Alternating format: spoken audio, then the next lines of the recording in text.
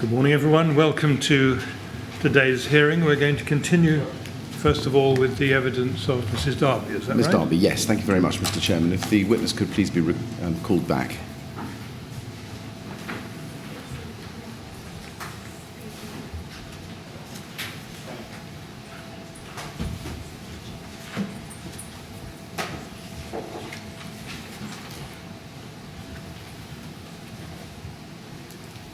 Good morning, Mr. Darby. You right to carry on? Thank you very much. Yes, Mr. Millett. Thank you very much, Mr. Chairman. Ms. Darby, thank you very much for coming back to us this morning. We're very grateful. Can I ask you to go to your witness statement, please, and go to page 5 within it, and go to the second paragraph, which starts at certain levels of incident. And then 5 lines down, you can see you say, eventually, I think there were about 3 or 4 in the control room with us. When we had gone to 40 pumps, they took over the communication with the command unit on the ground and passed on the FSGs directly to them. I think they used mobile phones to do this. This was then declared a major incident. Now, we looked at this last night, and the 40 pumps and the declaration of major incident. I just wanted to go back and look at what was happening in the control room.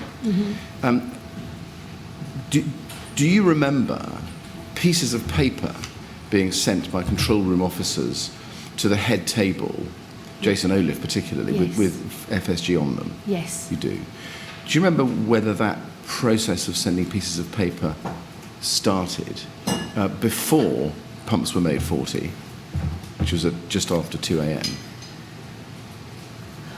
I was still sending, I don't remember when the paper started. I was still sending messages across at Make Pumps 40 myself. Yes. So I don't, whether it overlapped or I don't know, but I don't know the time.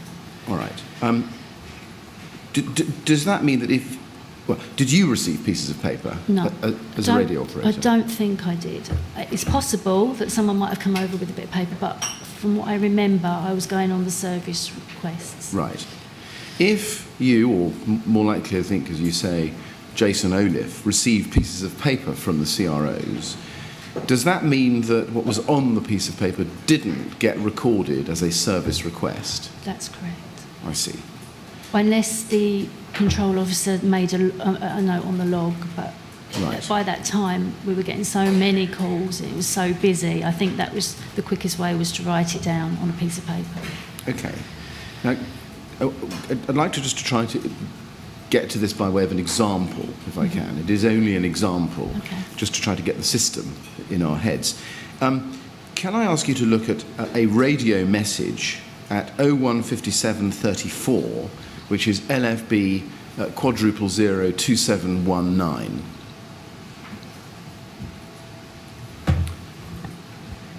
And this is for flat 205 on the 23rd floor, timed at, as you can see at the top, 015734, to CU8. Male speaker, go ahead, over. Female speaker, Charlie Uniform 8, the caller in flat 205 on the 23rd floor reports that the fire is coming right up to their flat, over. Now, as you see, that's timed at 015734. If we look at the short incident log,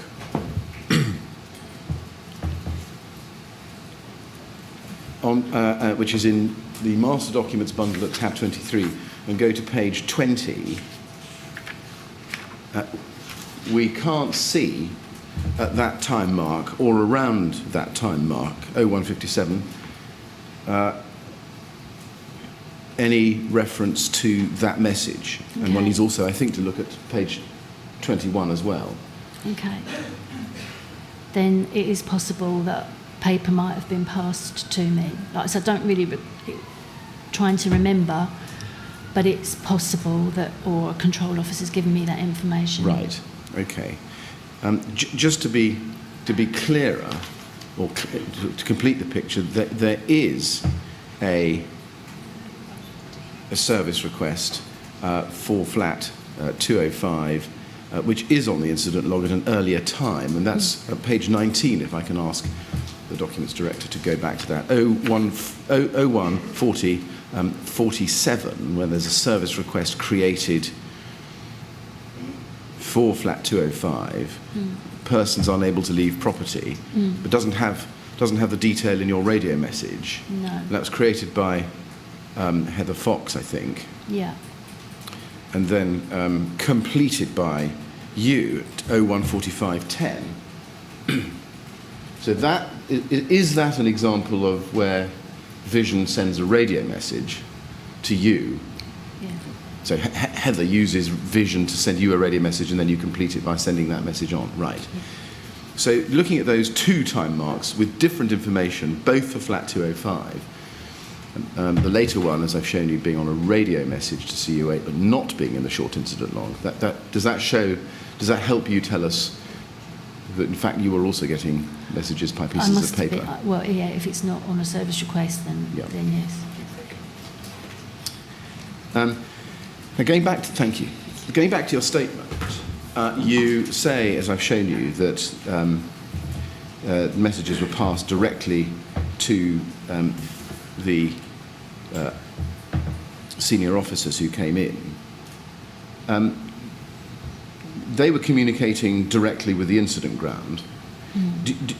Do you remember how they were communicating with the incident ground? Mobile phone. By mobile phone. Now, that was Jason Olive, was it?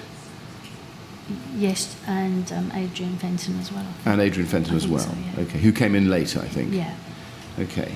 Now, we know from Jason Olive's evidence and his phone records that he started to pass information to the incident ground at about 2:06, or at least during a call that starts, according to his mobile records, at 2:06. Now, I'm happy to show you his mobile records if you want to, but take it from me, that's what they say. And that's what he said in his evidence to us. And you say in your statement, at the same paragraph, that at this point, all the names and addresses had started going on a whiteboard, and they relayed this to the ground crews via their phones. That's the I'm struggling to locate it on the page. It's 3/4 of the way down the page. Halfway, we'll just be on halfway down that second paragraph. You see, it's been highlighted for you there.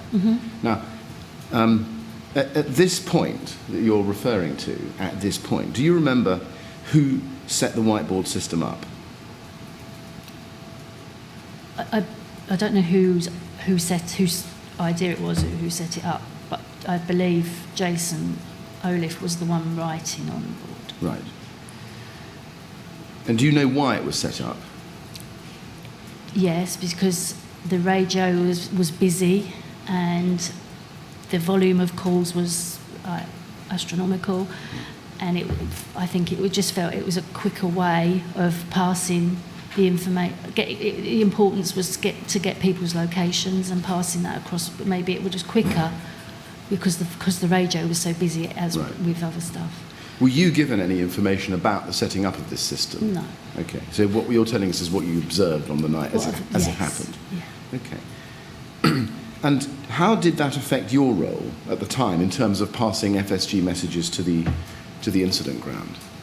Well, I was still I think we probably overlapped. I probably was still passing some, but obviously with the radio, it freed up the radio a little bit because there was obviously the operational side and the resources that they were requesting. So instead of it all being fire survival guidance, the radio was able to cope with the other stuff right. a bit more. Was there an overlap of radio messages and mobile messages coming from the control room to the incident ground? An overlap of the paper? Yeah, well, let me put it differently.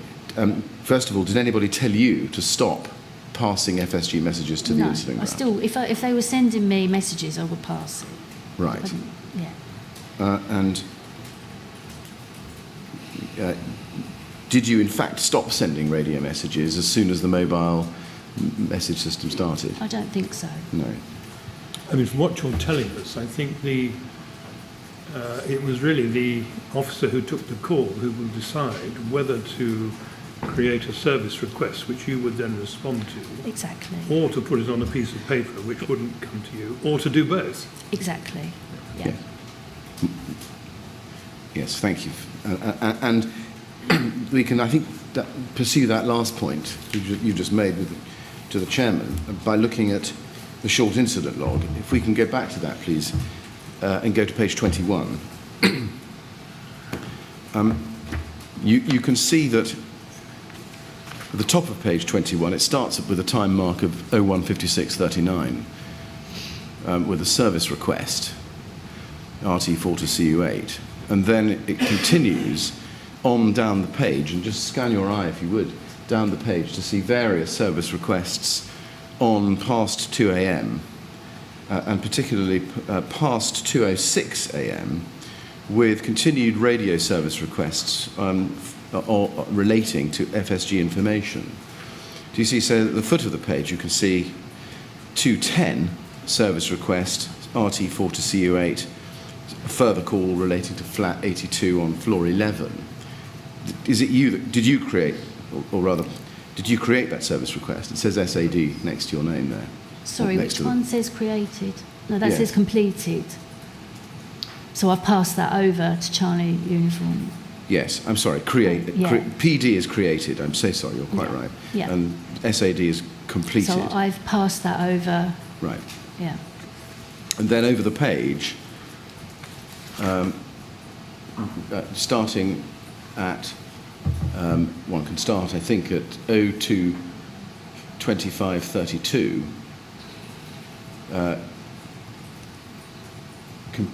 Well, let's start at 02:24:11. Service request created, CU8, flat 183, 21st floor, and you could see the details there. Mm-hmm. And that's HJF, which I think is Heather Fox. Heidi Fox, yeah. sorry, Heidi Fox. And then at 02:25:32, you can see the service request is completed by you. So it looks as if, is this right, that at 2:25, so sometime after Jason Elliff has started his mobile messaging, you're still sending radio messages to the incident ground? Yeah, I mean, yes, if I was sent the message, then I would Right. I'm sending it. Just on that page, if you run your eye up to the time mark of 02:23:33, SAD, it says key CU7 run all FSG calls via CU7. Okay. That would have come from you. Yeah, again, when we had it earlier, I've put on the log that Charlie Uniform 7 came up and said, can you now pass all the calls to me, Yeah. all the FSG calls, fire survival calls. But Heidi wouldn't necessarily have known that. She was, she was just putting it to Charlie Uniform 8, but it still came to the incident. I knew where to pass them. So even though I've completed it, I have sent it to Charlie Uniform 7 as requested. Thank you. So when we see service requests completed, RT4 to CU8, after the time mark of 02:23:33, we can take it, can we, that they're actually sent to CU7? I did. Yes. And then just continuing on through page 23, you can see that there's a service request at 02:40:11, about a third of the way, just over a third of the way down that page. Service request created, HJF, again, Heidi Fox, RT4 to CU8. Just on creation of a service request, that's Heidi Fox there, and that gets completed. This is for flat 152 at 02:41:27. You see that? Now, just two questions there. First of all, it looks as if Heidi Fox is completing the service request. Did there come a time when you stopped or perhaps shared completion? What Heidi's done is she's possibly passed it over on paper, but she's logged it. So she's written into the log on the service request the information, but to stop me having to pass it over, she's completed it, so I haven't picked it up. Right. And so what she's done is made sure there's a log of it. I see. Now, I don't think that's a pattern that we see emerging from this log. No. Why might that be? Well, it's quicker to write on paper, Yeah. but I don't know why Heidi's done that. But what she's done is correct because she's put it on the log. Yes, I see. Was that a rarity? Or was that the norm? She's just typed it into the Right. incident and completed it herself to stop me sending it because she's got a record of it on there. Is that because on that occasion, Heidi Fox didn't send a piece of paper It's possible. to Jason Olive, but instead put it on the vision log? No, she would have sent, because I haven't passed it. So she might have put it on, but she may have put it on paper as well. She hasn't passed it on the radio, so she might well have. She's made a record of it on the log. Yes, I see. Okay. Okay, I see. Okay. And can you then go to page 24, which is a quarter of the way down that page at 030836, and there's a service request created there by DR, which I think is, I'm guessing, but is that Debbie Real? Debbie Real. Real, right. And she creates a service request, CU8 RT4, persons in flat 183, and then that is completed at 031051 by you, CU8 RT4, persons in flat 153. Mm. Does that tell us that as late as 3:10 you were still sending radio messages to CU8 or CU7 at that stage? Yes. Right. Yes. So if Jason Olive starts sending his mobile messages at 2:06 on and off, and it's not a continuum, Yeah. but and you continue to send radio messages to CU7 until 3:10, does that mean we've got an overlap period of about an hour and a quarter? Yes. 1 hour and 10 minutes, Yes. perhaps? I think the important thing was getting the information whether it went via Jason or me. Right. They're getting the Charlie from 7, Okay. Charlie from 8 are getting the information of where Was those there a- people are. Was there a system in the control room for collating and double checking what radio messages and mobile messages were being sent in order to make sure there was no inconsistency or duplication? No, because people were calling back and obviously speaking to different control officers. But we wouldn't have had time to deal with that, do that. Did you tell Jason Olive what FSG messages you were passing to the incident ground so that he could record it on his whiteboard? No. Okay.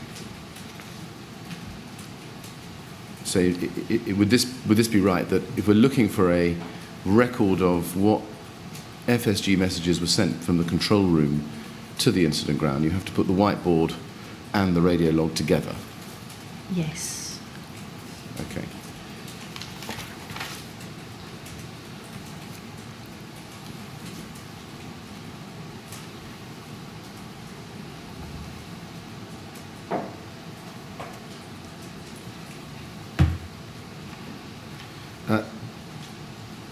If you can be shown, please, LFB quadruple 02636.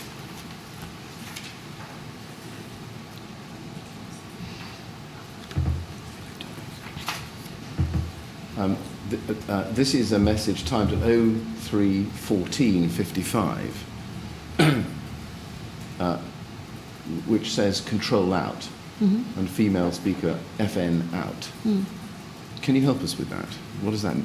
Sorry. What does that mean in radio All it speak? means is I'm still listening to the channel, so Right. if they call me up, I can still hear them. It will still come through, but I've just pressed the button to say I've stopped talking, Yes, I see. so they know I've stopped. I see.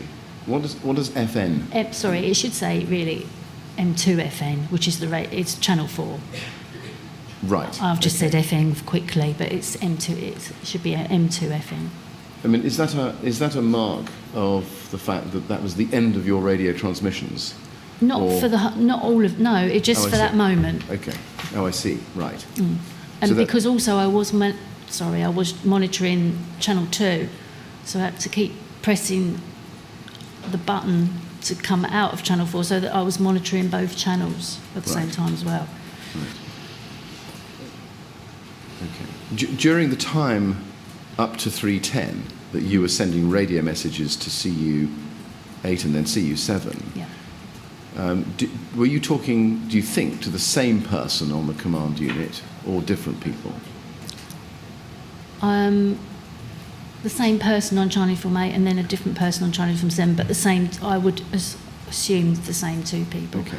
That I don't remember exactly, but that's how I would have recalled. Did you know, or do you know, who you were speaking to? No, we just use the call sign. We don't Right, ask okay. their name. Okay. Did you get any sense from your radio discussions, and they are not discussions in the conversational sense, as I understand, but did you get any sense of what those persons on the command units were doing with the information you were giving them? Collating the information, passing it to whoever's in charge. Did you know that? That's what they would do. Right. I was assuming that is what they would do. But it's an assumption of yours. You didn't find out from them what they were doing. That's their job. Yes. Okay. Can I then just ask you about a document which you won't have seen before, but I'll explain it to you. It's LFB 0003113.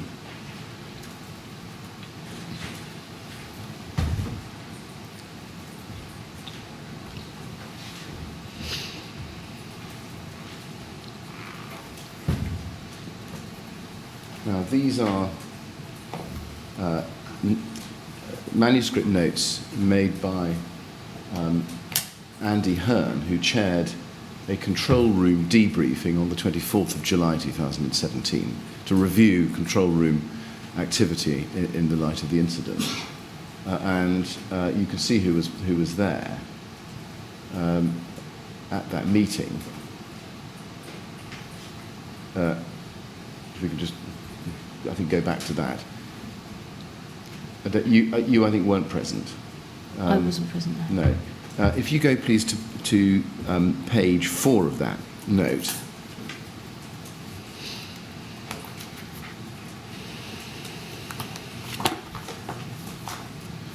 You'll see that halfway down the page it says, SM Olive arrives, offers help, opens up line with CU. All FSGs passed this way. Mobile phone, personal mobile, no other way, with an asterisk next to it. In the light of what you've been telling us this morning about this hour or so of overlap between mobile messages and radio messages going to the incident ground that we've seen, is it right that there was no other way after Station Manager Olive arrived that FSG messages were passed to the incident ground? It's quite obvious from the log that I was passing them, and I know I passed them, so it's incorrect. There was an overlap. Yes.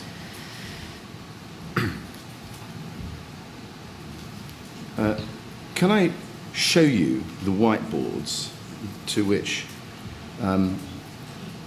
Mr. Olive set up and which he wrote on? These are, let me just give you the references, MET 000182229.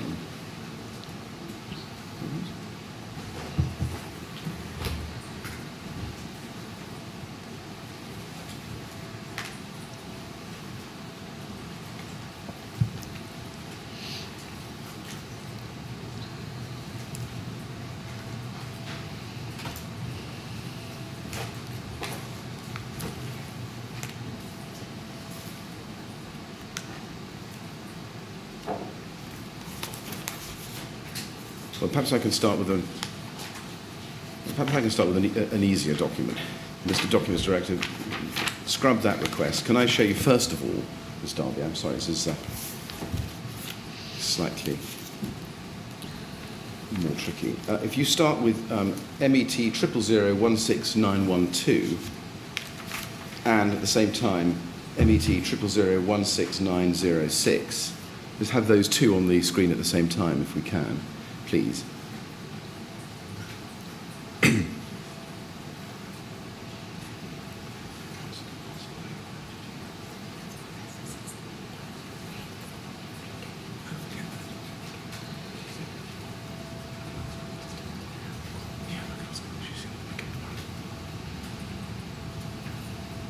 Right. There. Now these are these are two whiteboards which Mr. Olive told us he was working off on the night, and Mr. Fenton did the same. Do they look familiar to you? Yes, they were in the control room. Right. Yeah. And did you see people writing on the board, on these boards? Well, yes, but I can't remember the detail of that. I mean, obviously Jason Olive was writing on there. Someone else might have been, but I don't remember. Right. I was because I was kind of, concentrating on what I was supposed to be doing. Okay. It wasn't really, that was going on in my background. Right. Okay. Then can I ask you this? Did you see any other whiteboards apart from these two? No, I don't think so. Okay. Let me just see if I can just finally run this to ground. Can I ask you please to be shown MET 00018229?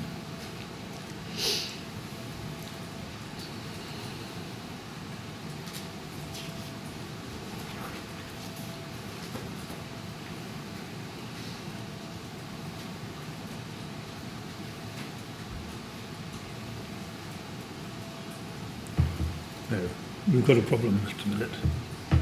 Right. Okay. Well, that will shorten things. We can't. Well, is that going to be a... No, it's not a problem at all.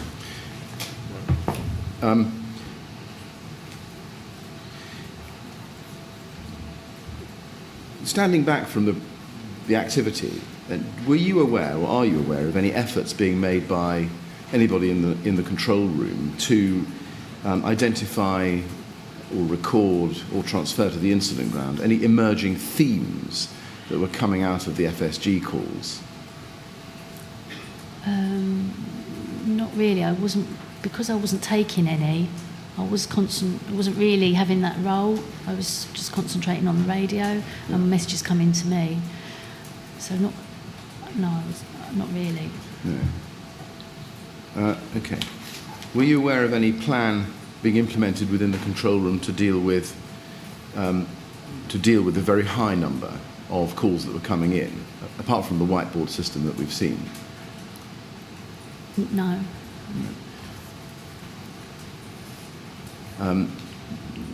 Do you remember whether any thought was given to bringing in further staff, further control room officers to man the phones? Oh, I don't know. Okay. Or were you aware of any plans to direct calls to buddy, what I call buddy control rooms, spillover control rooms? Well, that might have happened automatically because of we do have like a buddy control room who would take excess calls, so that may well have happened. Yes. It did happen, but yeah. And as regards to staff, I know a couple of members of staff from other watches did come in, obviously a lot later in the incident, but there was two, I think, that did come in. Right. Okay. Did there come a time when you, just following up on what you just said about you were on the radio, did there come a time when you stopped sending FSG radio messages? They would have eventually, yes. I think it was around 3, just after 3 or something. Yes, well, that's what we've got from the short incident log. But Yeah. that And is after consistent. that, I wouldn't have. Yeah, that was Right. passed any more on. If you go, please, to the short incident log at... that's not there. Yeah. But we have a radio message sent at 7:51:24, which is LFB quadruple 3072, quadruple 3072.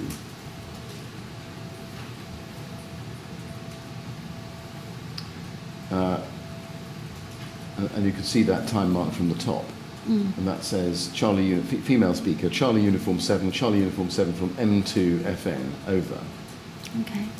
Were you still on the radio in the control room talking to CU7 at 7:51 a.m.? No, I think I'd gone off duty by then. Okay. Did anybody tell you to stop sending FSG messages by radio when you say you did stop at around about 3:10? I don't remember. It's possible, but I don't remember. But if I had got a service request, I would have, they've sent it to me, I would pass it over. Right. I don't recall it just saying don't send any more. I don't recall that. Right. Do you remember whether anybody told you to stop sending messages by radio? No, I don't recall that. No. Can I ask you to go back to your statement, please, and go to page 6?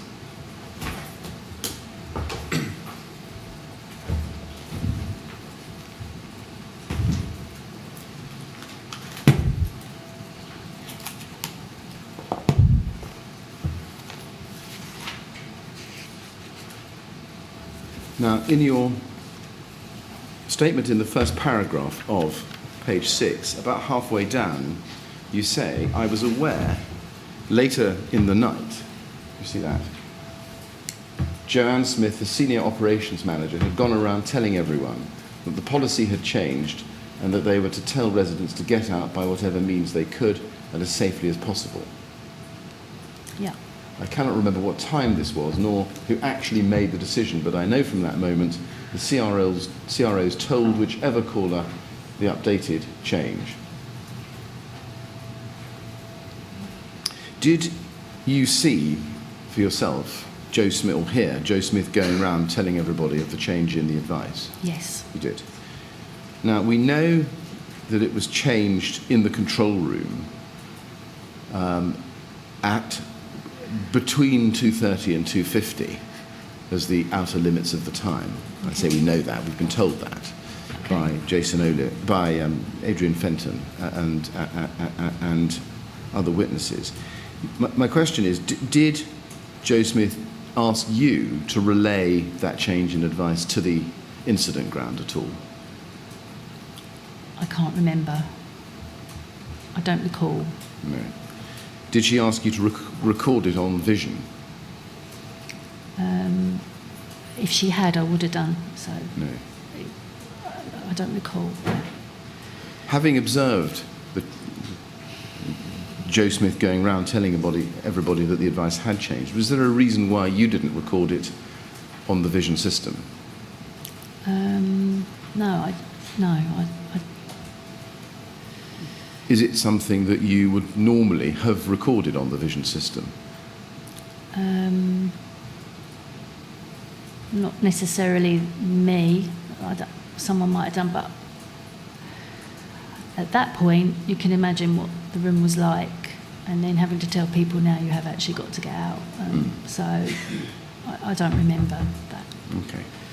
Do you know whether any consideration was given to calling back callers who had been told previously to stay put, and now telling them that the advice has changed and they should now do everything they can to leave? So to ring, I mean, I can tell you, if you want me just to recall on that night, then no. Right. It wouldn't be easy to find all the numbers to call those people back, and there was still a big queue of 999 calls waiting. Right. When you say a big queue of 999 calls waiting, how would a control room operator see the queue? On the emergency call button that's coming in for emergency call, it'll have the number of Right. calls on there. I don't remember ever taking note of them, but there was emergency calls waiting. Right. Where you were sitting as a radio operator, would you have, obviously you said you had the vision system open in front of you. Yes. Would you also be able to see for yourself a list of queued calls? Yes, it's all on the IX system, the IX telephone system, which has the radio and the telephone system all on it. Right. Okay. And so at that moment when, and it's hard to remember exactly, but when Joe Smith was telling the CROs that the advice had changed, do you remember roughly how long this list of numbers was? I'm sorry, I can't. I mean, was it a handful or was it? No, more than that. It was a lot, but I can't remember. Right. And did you recognise any repeat numbers that kept coming up at any time? No, you don't see the phone number coming in. You see just the amount. But what does it say? What does it actually say on the screen that records the IX There's just system? a button, a red button with. Actually, you do see. I'm trying to imagine it. So you would see maybe the top number. After that, you wouldn't see the numbers. Phone number, sorry. Right. With you wouldn't see all the phone numbers that are in that queue. But all you would see is the amount of calls waiting. I see. So I'm just trying to get a visual picture in my own mind about it. It's difficult. We'll get there. So you see the first number, the one that's got to the front of the queue. Yeah. And you see that number, do you? I think. God, I do it every day, and I should know. I know the feeling. Yes, you do see the first one, yeah, and then after that, it's just the amount of calls. I see. So does that come up as a number, saying 10 or 4 or? For the amount of calls, yes. Calls waiting. Yes, I see. Yes. So you get the number that's waiting to be taken. Yes. That's come to the front of the queue, and then after that, it's the number of calls that are waiting, but not the actual telephone numbers of the calls lined up in a queue. Yes. I follow. That's very cool. That's very clear. Thank you. Did you know for yourself that, in fact, there were callbacks done during the night to some numbers? No, I'm not aware. You don't? I don't know. Were you aware of any? Did you hear about or become aware of any calls that had come to the London control room at Stratford through other control rooms where they had called back? Yeah, I mean, I passed some of them over the radio, hadn't I? But I wasn't taking the call, so I wasn't really. No, yeah, okay. I'm not aware. Now, given that you weren't taking calls, you may not be able to help me very much with this, but let me see if I can explore it. Can I ask you to be shown LFB quadruple 0 3625?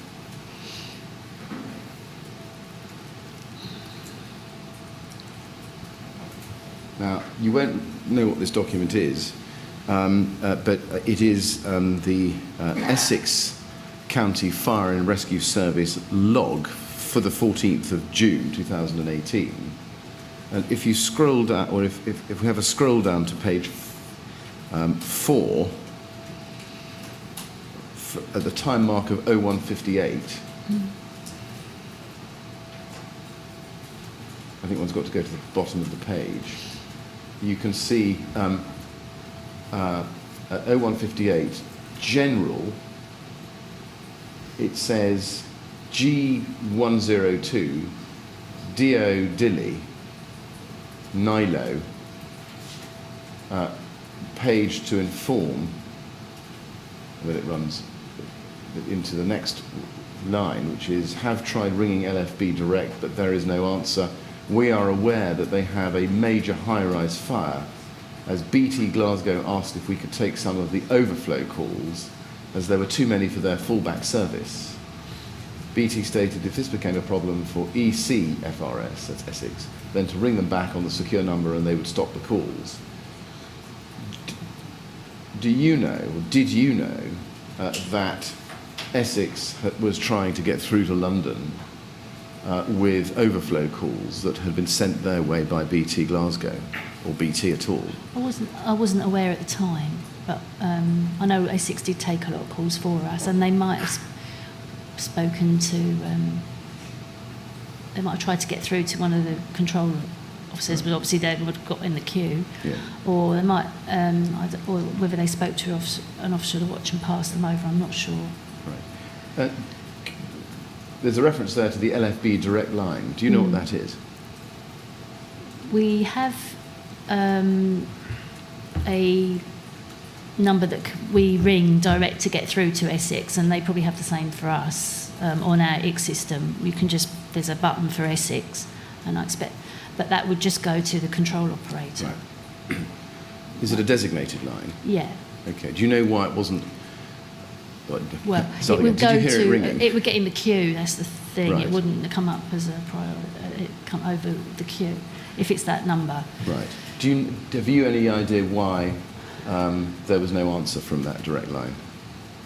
Only that it was in the queue. Right. We was taking other calls, obviously. Well, I mean, we were really, really busy. Yeah. Who was manning that direct line? Do you know? No, it wasn't. What I'm trying to say is that if it's the line I'm thinking of, it would have. It just goes in with all the other emergency calls. Oh, I see. Yeah. Okay. Now, if you go on, or can be taken on in the document, which means I think going up to the time mark of 0203, it's a similar question. 0203, I just want to pick it up.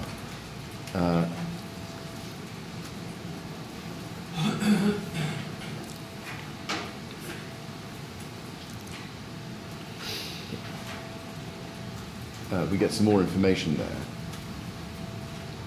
And then, I think a little bit further up the page, just to give you some context.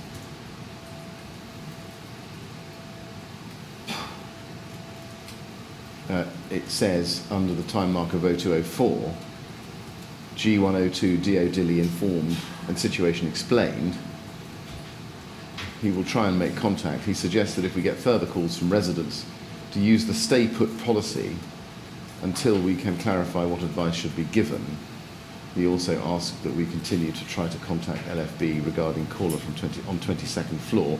No answer from LFB via direct line. First of all, do you happen to know who D.O. Dilly is? No. No. And again, at that time, and this is an interesting time because it's just before Jason Olive's first mobile call to CU 8. Do you remember at that point the Essex Fire and Rescue trying to get hold of the London control room? No. Okay.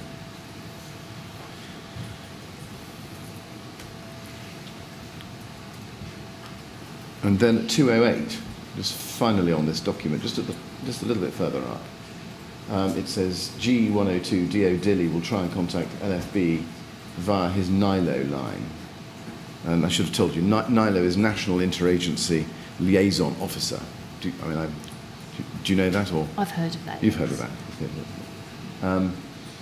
It says he's taken address details of caller at the location who has asked for advice. Did you know at any stage during the night that Essex Fire and Rescue Service were giving advice to Grenfell residents? I don't know. I've probably heard after the night. Right. To be honest with you, but not at the time. Okay. I don't know. I don't know. I can't answer. Okay. We've just seen the expression NILO, National Interagency Liaison Officer. What can you explain what the role of that person is? Well, because it became a major incident, it might have gone to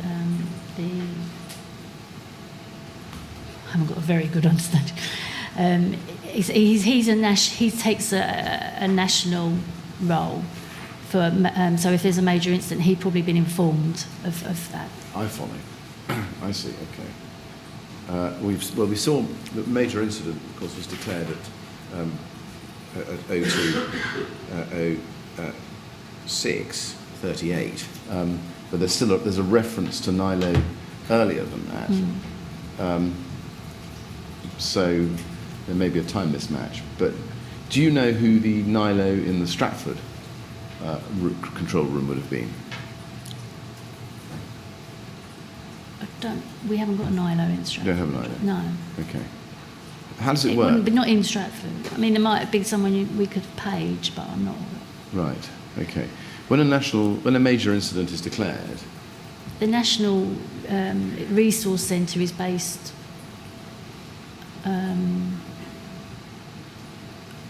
Yorkshire, I think. It's Yorkshire. Right. Yeah. When a major incident is declared, Yeah. does that, to your understanding, trigger or stand up and NILOs in regional? Well, I think, as I Fire and explained rescue yesterday, services. because a major incident, the supervisors would be dealing more with the actions and the notification of who to inform. So I'm not too familiar with that. Right.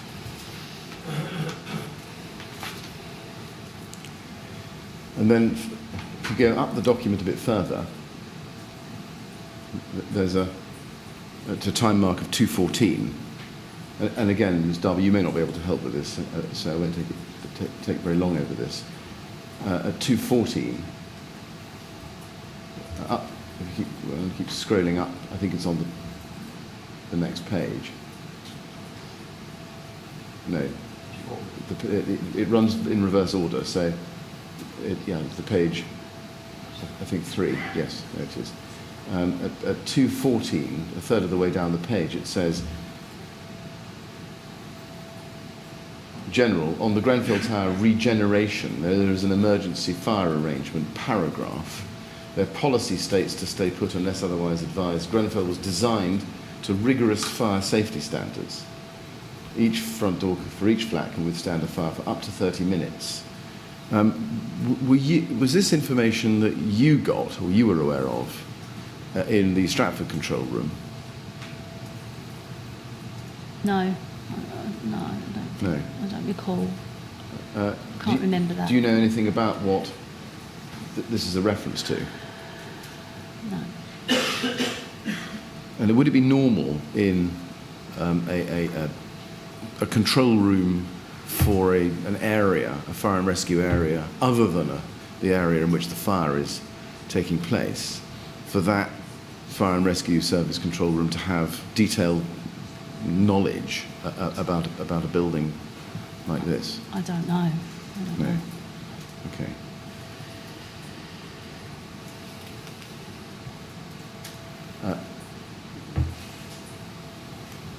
Have you ever heard of something called a talk group? Yes, the radio type. Right. Radio. Okay. If you look at the time mark of 2:16 on the same page while we're on it, it says 2:16, General D.O. Dilley has tried all the talk groups and has not got a response. In that context, can you help us with what a talk group is? It might just be another radio channel or,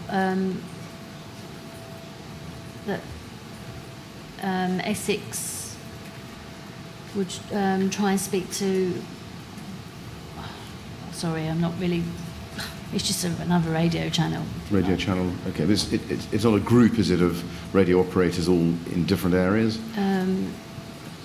Yes. If we went onto Essex ground, for example, to assist when we sent someone, we would tell them the talk group so that they could tune into Essex's radio. I see. Okay. So is this a way of simply a radio channel between fire and rescue service control rooms? I believe so. A radio channel. Okay. It's radio. It's to do the radio. Okay. And is that part of the channels 1 to 6 that we've been talking about so far? It might be.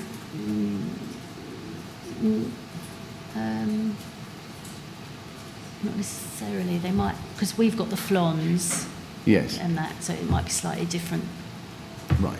Channels. So it's not part of Flons or London main scheme? No, because Flons is for London. Yes. Okay. I see. Right. Just one more question on this document. Having seen it, at 2:21. You can see a message, General, have spoken to LFB. They want to know how many people, flat number, floor number, and if fire is affecting their flat. Do you remember looking at this now, do you remember having a conversation with Essex Fire and Rescue Authority's control room and discussing those matters? No. Okay. Do you know who might have done or who did have that discussion? No. Okay.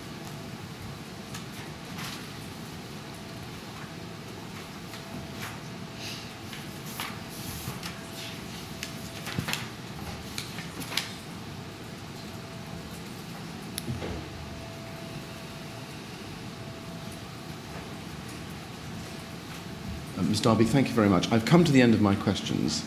And Mr Chairman, I think it's probably now appropriate we take a short break. Yes. And You may discover some more. well, we may. Yes, right. Well, that's a good point, to have a break. It may be there will be a few more questions. We shan't know until afterwards. Okay. All right, so we'll stop now until 25 to 11. Please don't talk to anyone again about your evidence when you're out of the room. No. And then when you come back, we'll see whether there are a few more things people want to ask you. Okay. All right? Yeah, thank you. Would you like to go with the usher then? Thank you very much.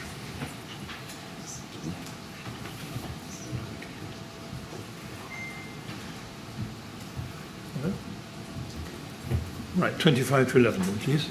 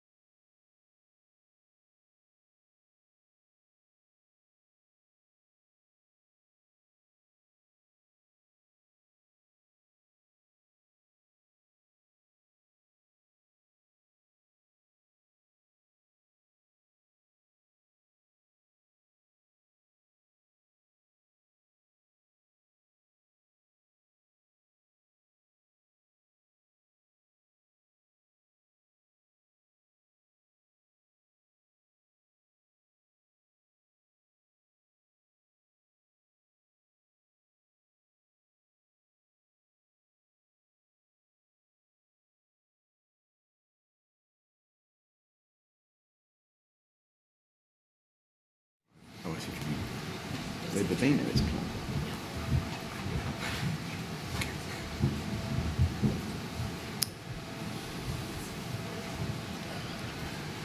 Well, did you discover some more questions, Mr. Millett? I was given some more questions, but just one or two short ones, and they are short. Okay. So if we could just have the witness back, please, Mr. Chairman.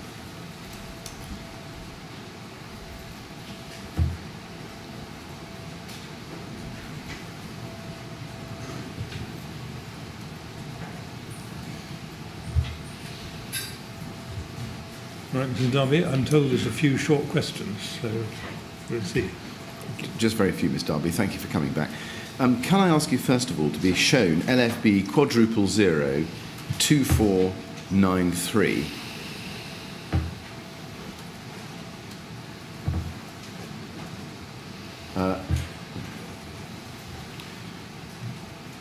And I want just to show you the time, first of all. This is at 01:14.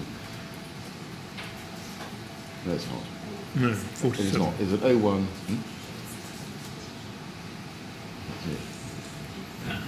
47?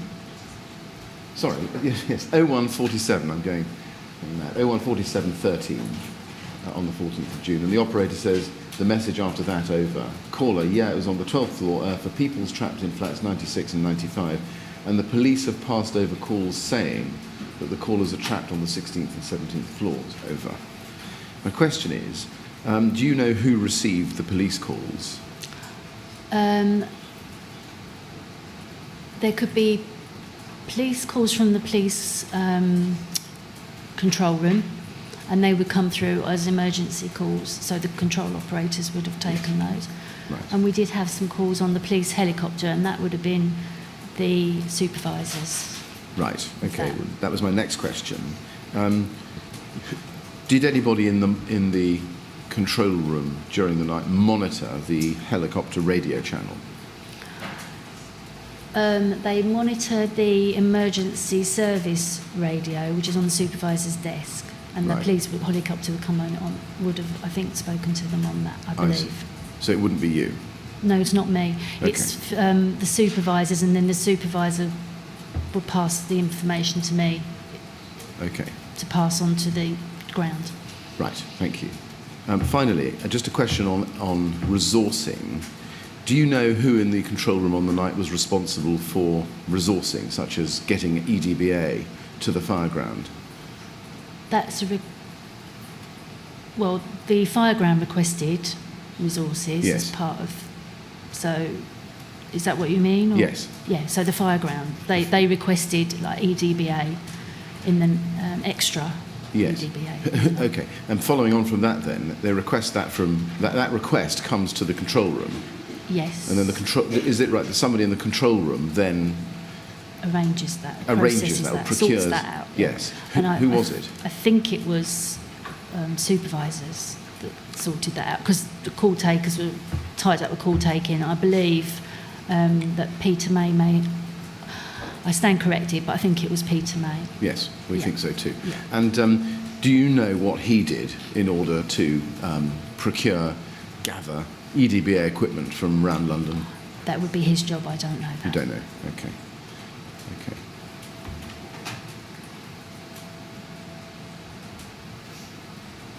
Yes, thank you very much. Ms. Darby, I have no further questions for you. I'm very grateful indeed to you for coming here and assisting us with our investigations. So thank you very much. Thank you. Thank you. Thank you. And I'd add my thanks to those of Mr. Millett. I mean, it's been very helpful to hear how the control room works, at least from the perspective of the radio operator. So thank you very much for coming. Thank you. Thank you.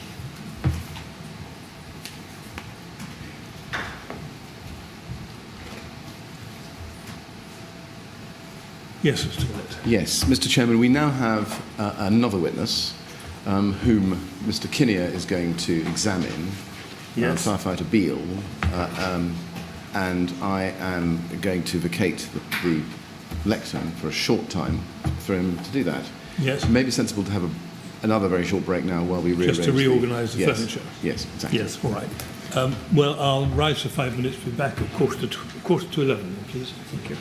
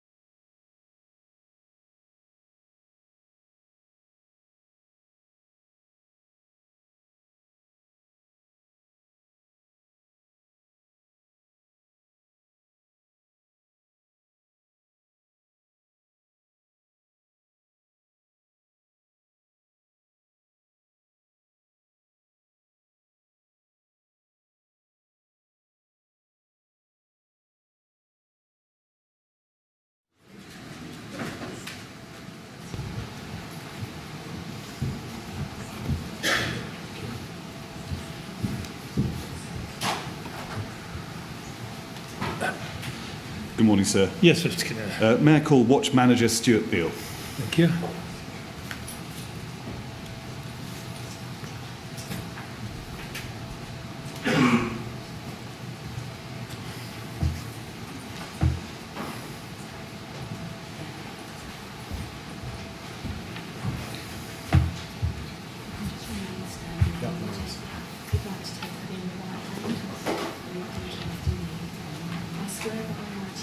I swear by Almighty God that the evidence I shall give shall be the truth, the whole truth, and nothing but the truth.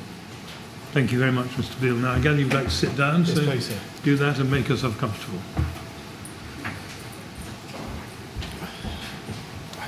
Right? Yes, Mr. Kinnair. First of all, would you mind confirming your name for the record, please? Stuart Kenneth Beale. Thank you very much for coming along to give evidence today. It's very much appreciated.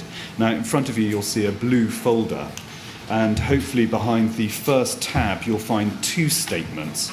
The first is dated the 6th of July 2017 and is 7 pages long. And then if you turn further in behind that tab, hopefully you'll find your second statement, which is 3 pages long, dated the 26th of March. Is that Yes, right? sir. And if you go behind the final tab, hopefully you'll find your contemporaneous note. Is that right? That's correct, sir. Have you read those 3 documents recently? Yes, I have. And you confirm that their contents are true? Yes, they are. And are you content for those documents to stand as your evidence to the inquiry? Yes, I am. Now, as I've said to other witnesses, I'm not going to go through your statements or contemporaneous note line by line. They're just particular topics I'd like to discuss with you. Now, if at any time my questions are unclear, please say so and I'll rephrase them. And finally, if you feel the need for a break at any time, just shout. Okay, thank you, sir. Now, if we can deal first of all with basics, is it right that you've been in the LFB now for more than 22 years? Yeah, I transferred from Surrey Fire and Rescue Service, which I joined in 1995. I transferred into the LFB in 2000. Thank you. And in June 2017, you held the same rank as you do today, namely Watch Manager, is that right? Yes, sir. And in June 2017, as you are today, you're based at Soho and allocated to the Red Watch. That's correct. And on the night in question, you were mobilised at 01:30, on the road at 01:32, and arrived at the tower about 01:46. Is that about right? It's about right, sir, yes. Now, first of all, may I ask you just some brief questions about training? First of all, what training have you given regarding fires involving external cladding on high-rise buildings? We don't have a facility within the LFB to replicate an external fire on a tower or a high-rise of any distinct height. There are training notes to do with building construction and building products and materials which we will use by means of PowerPoint presentation at station, and then obviously there's other elements of exterior firefighting, whether that be recovering jets, using aerial appliances to put water curtains on the outside of building, which we would practically practice at station or other venues. So have you given any particular training regarding the particular risk posed by cladding No, on sir. high-rise fires? And have you received any such training? No. Now, the first topic I'd like to discuss with you that relates to the incident is the handover. And if I could ask you to turn to your first witness statement, page 3. And it's the 6th paragraph on that page, which is just below halfway. And it starts with the words, "At the time we arrived, the incident was just being handed over from a North Kensington watch manager to an incident commander." First of all, do you know that the North Kensington watch manager to be Mike Dowden? Yes, I do. Did you know him at the time? Yes, I did. And how did you know this was a handover? I'd been to the command unit previous to this, so it doesn't sit right with the statement, but from leaving the command unit and coming to the southeast corner of the tower, Watch Manager Dowden was in the process of talking to a station manager. Myself and approximately 3 other watch managers were standing next to him listening to the information. I believe the information that he was giving him was part of a handover. Okay, if I can stop you there, just taking each element of that. First of all, you went over to him with 3 other watch managers. No. There was watch managers congregating around him as he was talking to that group of people. Can you identify those 3 watch managers? It was definitely, obviously, myself was there. Watch Manager Sadler from Lambeth, and at some point it may have been Watch Manager Glyn Williams that joined us, but I don't know that for definite. And do you know the identity of the station manager to whom Mike Dowden was handing over? I think it was Station Manager Wharton. You say you think. Is that because, do you know him, first of all? I do know him, and since that incident, I've been given evidence. I know who he was. Now, by the time you joined the gaggle of watch managers next to Mr. Dowden and Mr. Walton, Yes. how far do you know? First of all, can you give us the words or the gist of the words that you overheard Mr. Dowden say to Mr. Walton? Watch Manager Dowden was in the process of telling him what the situation that he'd been called to originally, a fire on the 4th floor, which they believed to be a kitchen fire, and that his crews had come out of the building to find, obviously, the exterior of the building was alight, and the resources that the tactics he'd implemented to that point, and the resources that he'd ordered on and what he had in attendance. But I never physically saw the end of that handover or him physically give the tabard to Station Manager Walton. Did you hear any discussion of a summary of the conditions within the tower? No, I didn't. No.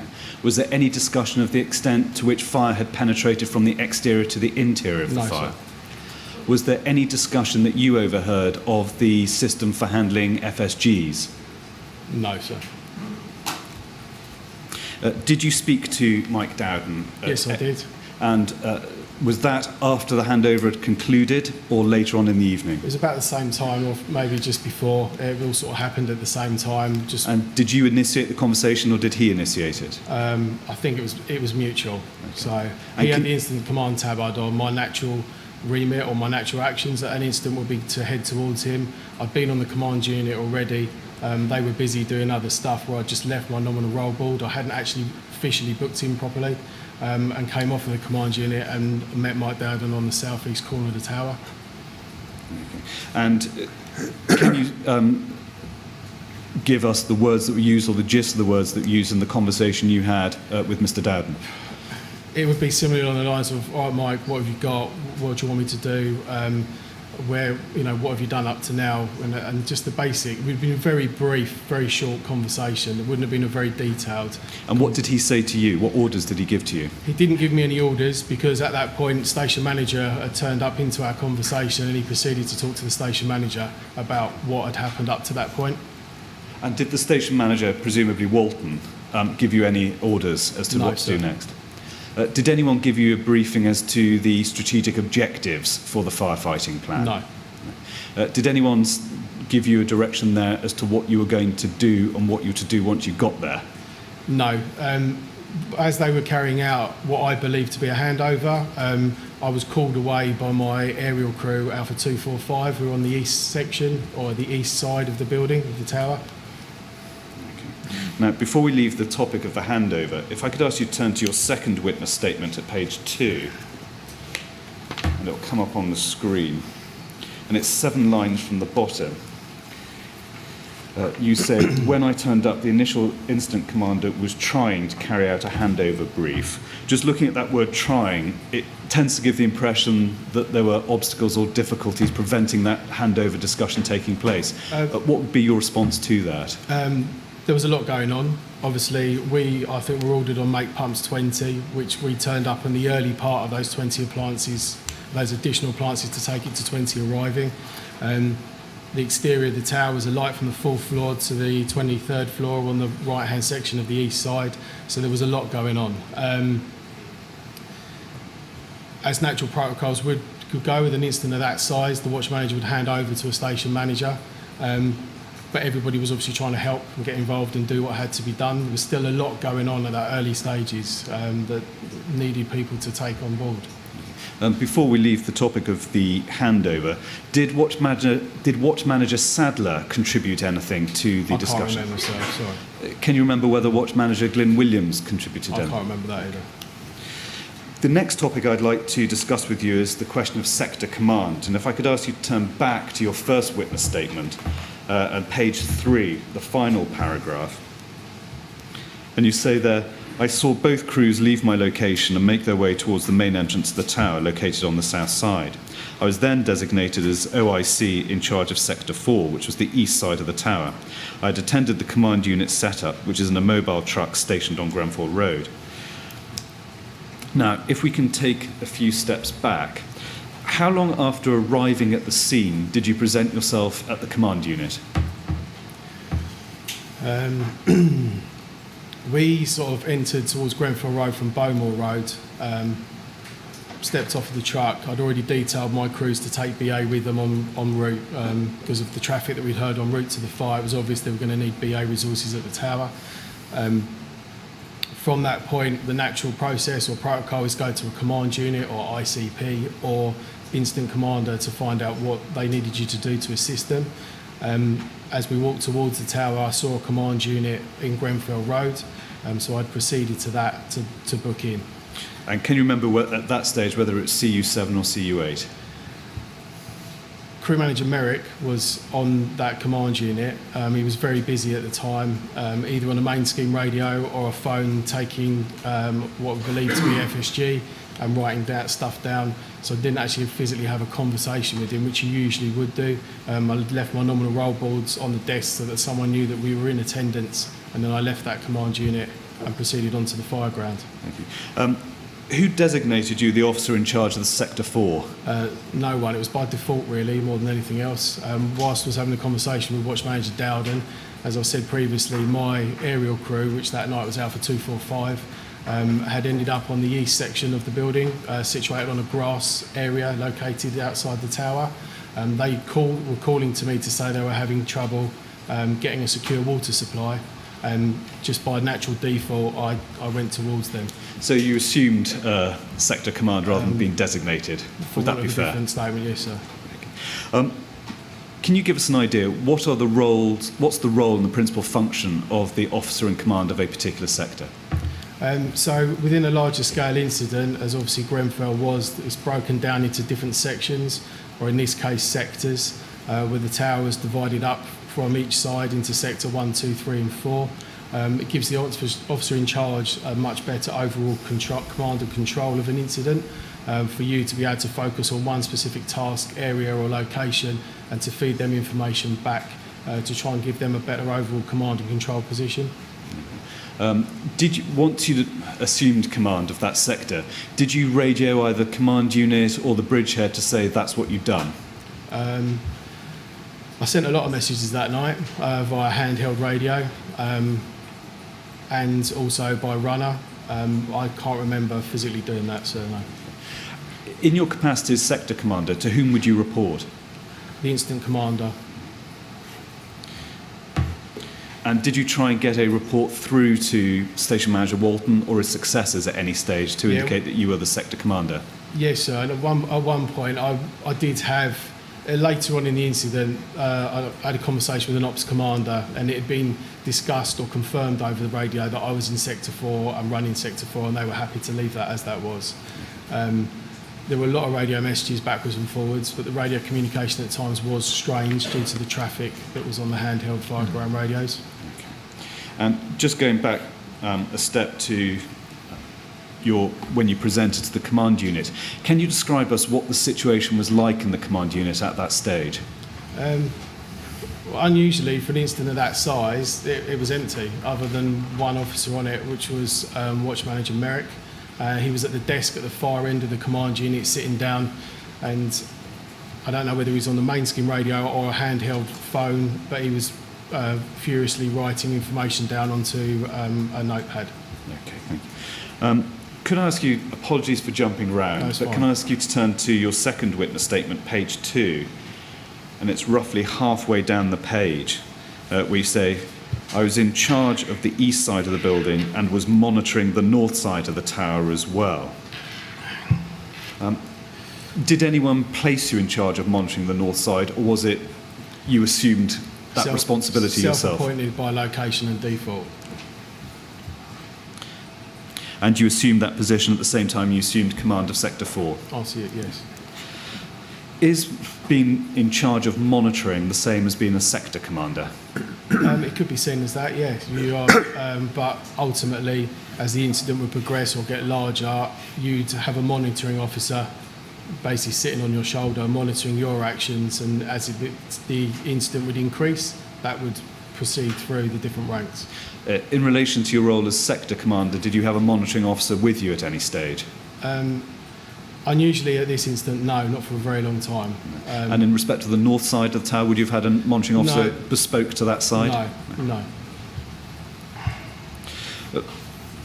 What arrangements were put in place or did you have in place to allow you to command Sector 4, the east side, and to monitor what was going on the north side? How did you do the two jobs, I suppose I'm asking? Right, so from the east side of the building, from that grass area that was on the east side of Grenfell Tower, I only had to take between 20 and 30 paces to be able to see the north and the south side of the tower.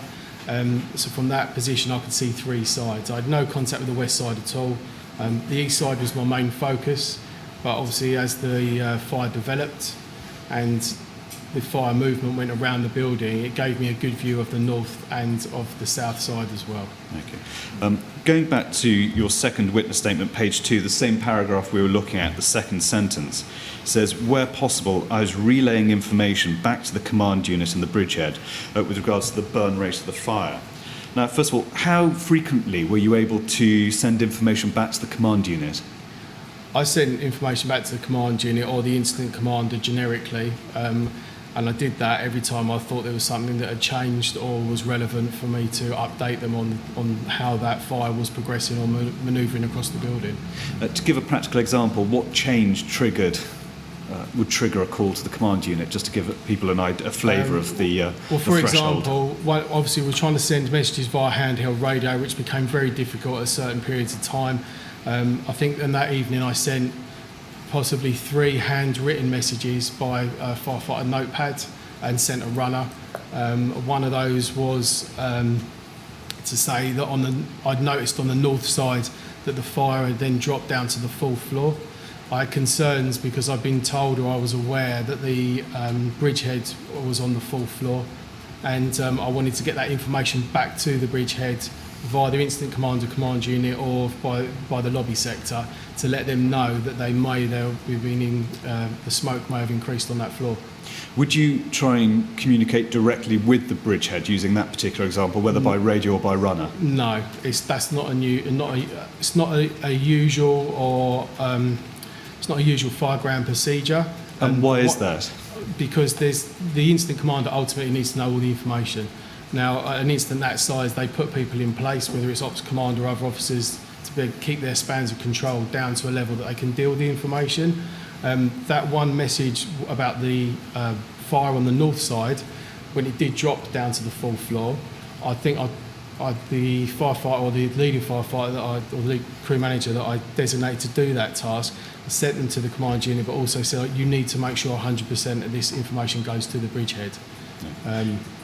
And when you use the radio to try and communicate, for example, with the command unit, were you able to get through more often than not? I'd say no, not more often than not. It was hit and miss. And would the fallback situation in those circumstances be the runner? Yes. Did you receive any requests from the command unit for information regarding burn rate, fire spread? Not at any time, sir, no.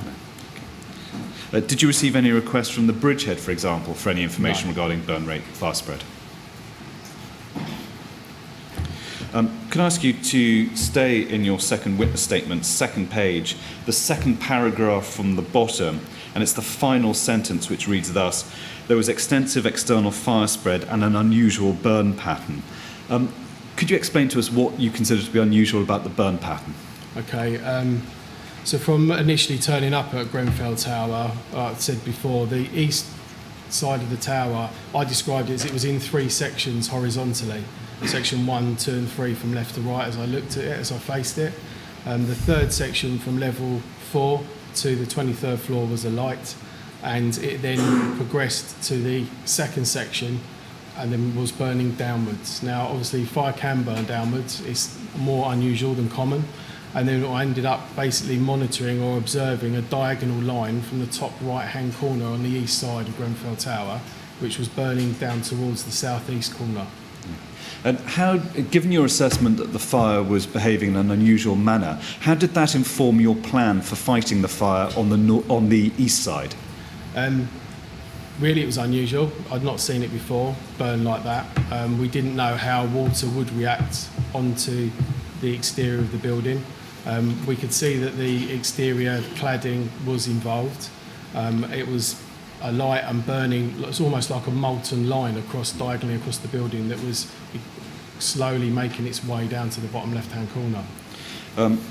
We may come on to it later, but there was evidence given by firefighter Brown, and the reference is 29th of June 2018, page 34, line 3.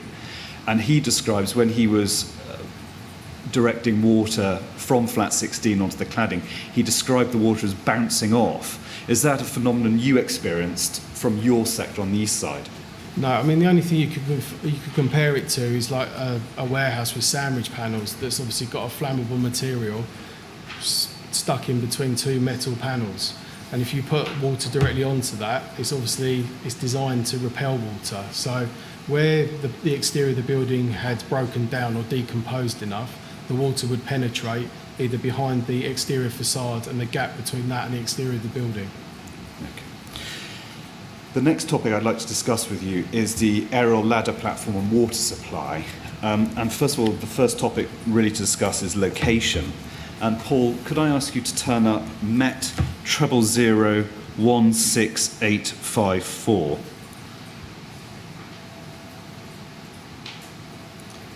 And if you could, Mr. Beale, looking maybe more helpful looking at the screen above you, are you able to pinpoint for us where the ALP from Soho was parked? Yeah, well, rather conveniently, where the red arrow is on the east side of the tower, that's the exact location of the ALP. And can you describe for us the other sort of topographical features on the east side of the tower? So the crew, I think that night was temporary crew manager Frost and firefighter King, who was a driver, had been directed. That was the only way they could get access. There was no access to the north, south or west side of the tower. Paddington's TL was already in the in the east-south corner, directly next to the tower, so it was basically the only location left to put a large appliance. They shouldn't have had it there in the first place because it was on grass. The aerial ladder platform weighs 23 tonnes. It's outside of policy to put it off of hard standing. We made the decision that it being quite warm, the ground was quite hard, and it was a risk that we were sort of prepared to take to set it up. The grass verge from where it was sitting sloped down towards the east side of the tower, and there was a row of trees between us and the tower, maybe 3 or 4 trees. Now, given those topographical features, to what extent could the ALP be used to rescue residents from the tower? We were restricted massively from how far away from the tower that we could get. With the perfect pitch, if you could get right underneath the tower, you could get the cage on the ALP to the 9th and at a push, maybe the 10th floor. From where we were located, we couldn't reach the tower with the cage.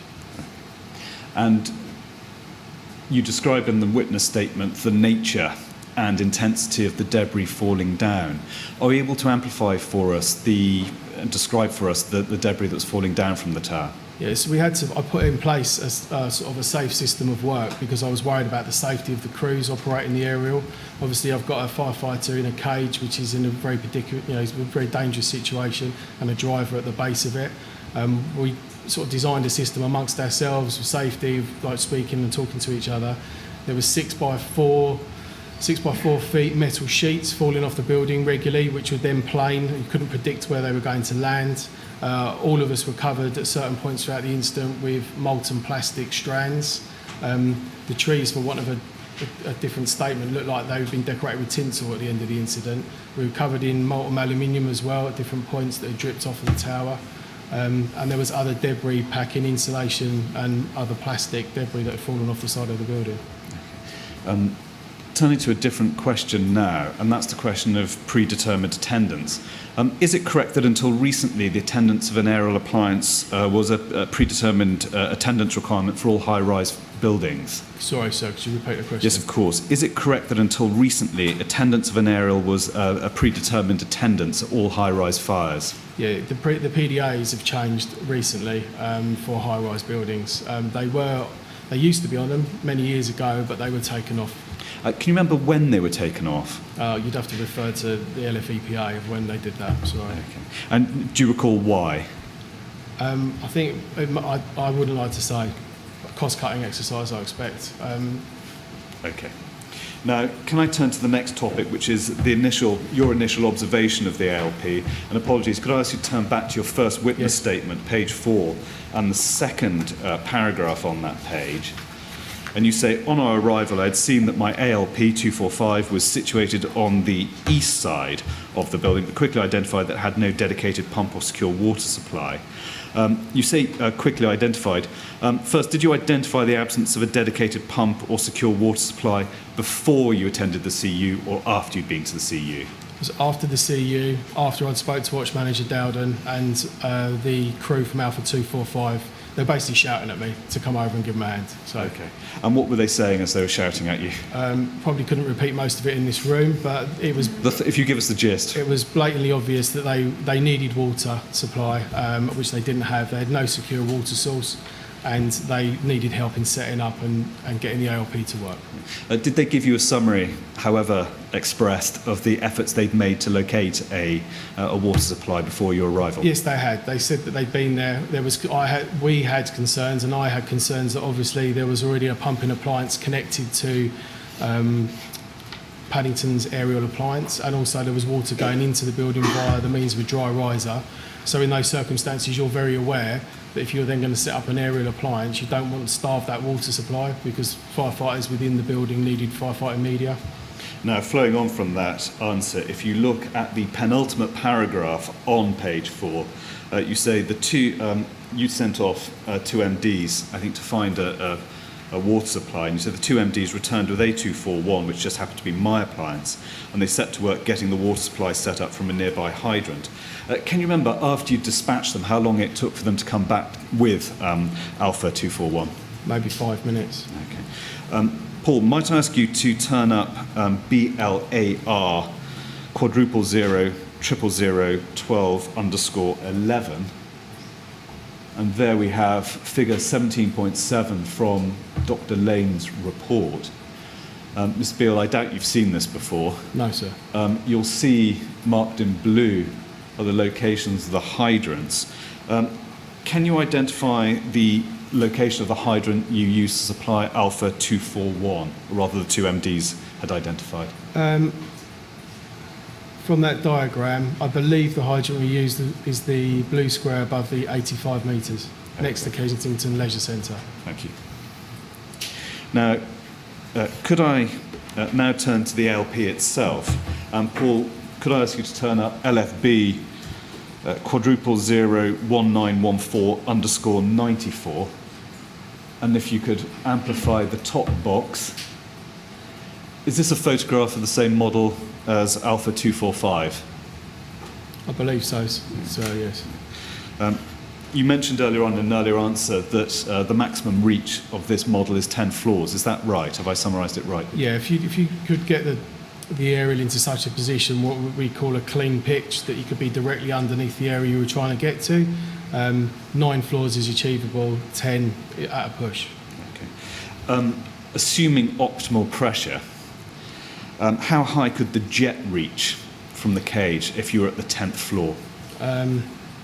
So optimum pressure, that vehicle requires 2,240 litres a minute of water.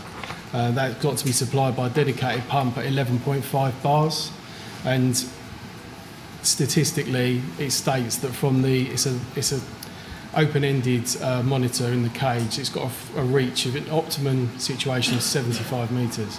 Okay. The cage itself, how many people can it accommodate? 4.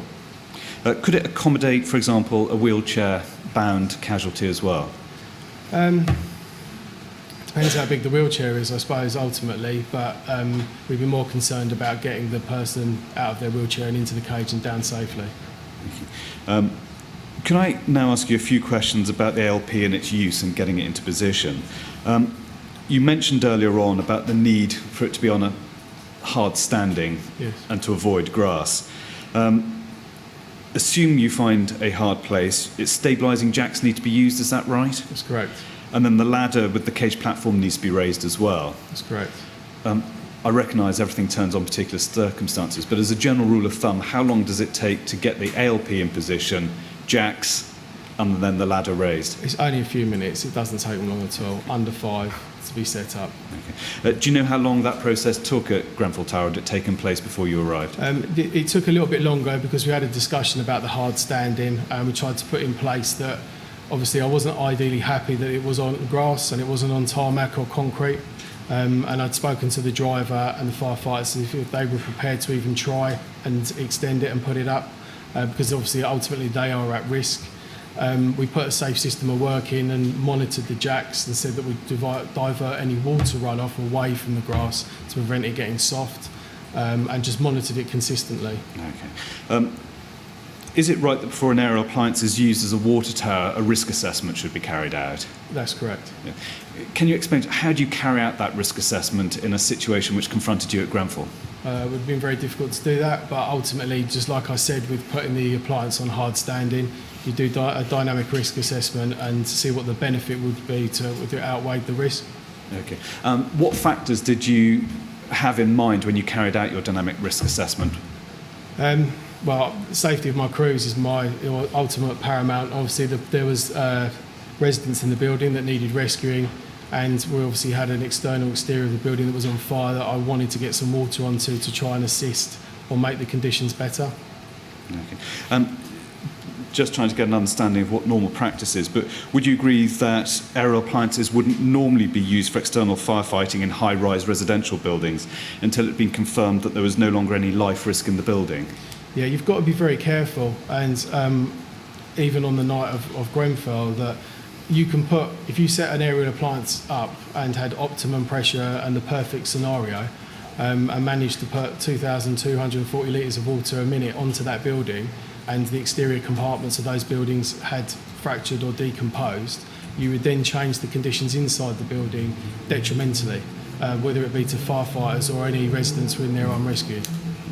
And is it possible that the use of either jets or sprays from aerial appliances can make conditions worse? It seems to follow on from what you're saying, by preventing hot gases venting, etc. 100%.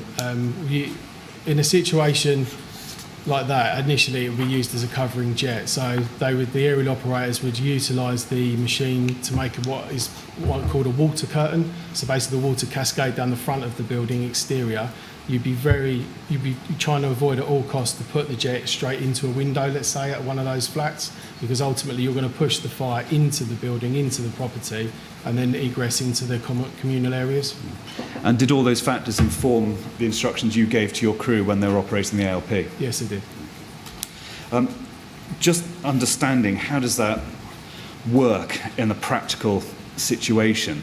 Would you, say you were aiming the jet or the spray at a particular floor, would you coordinate with the command unit or the bridgehead to determine whether, first of all, there were any residents to their knowledge within the flats that you were aiming at, or firefighters? Yeah, I mean, my initial plan with what I had in front of me was to put a water curtain onto the building.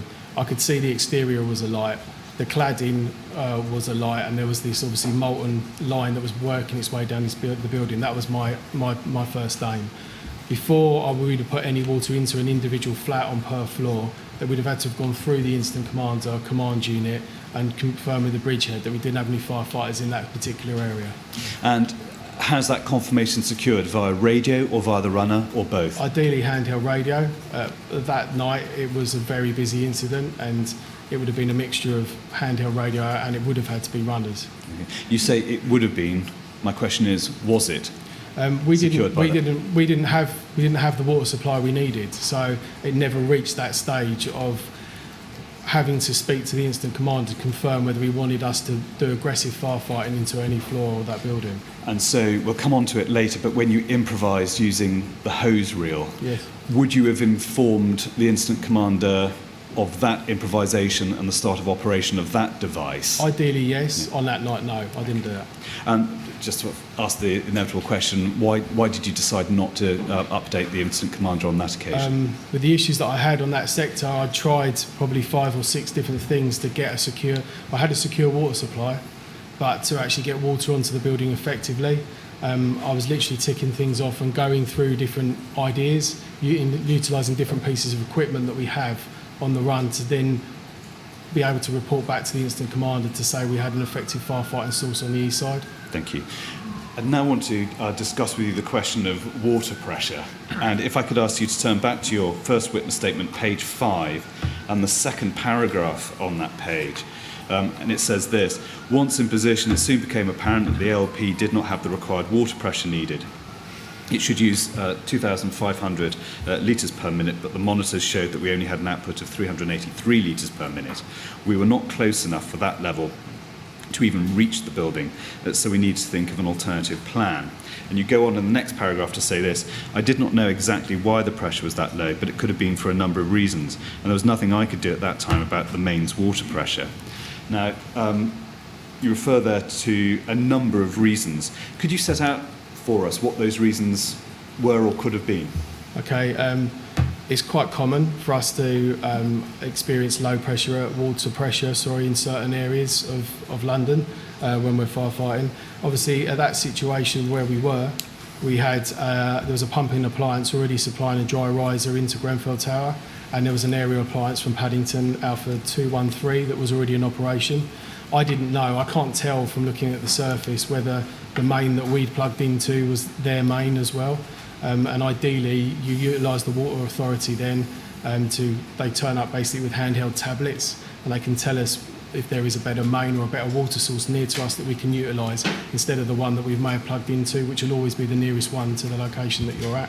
When you're confronted with a problem such as the problem of low water pressure, what are the usual workarounds you'll try to get greater pressure to allow you to fight a fire more effectively? Well, initially I wasn't overly concerned. I mean, 383 litres of water isn't for that aerial appliance isn't great.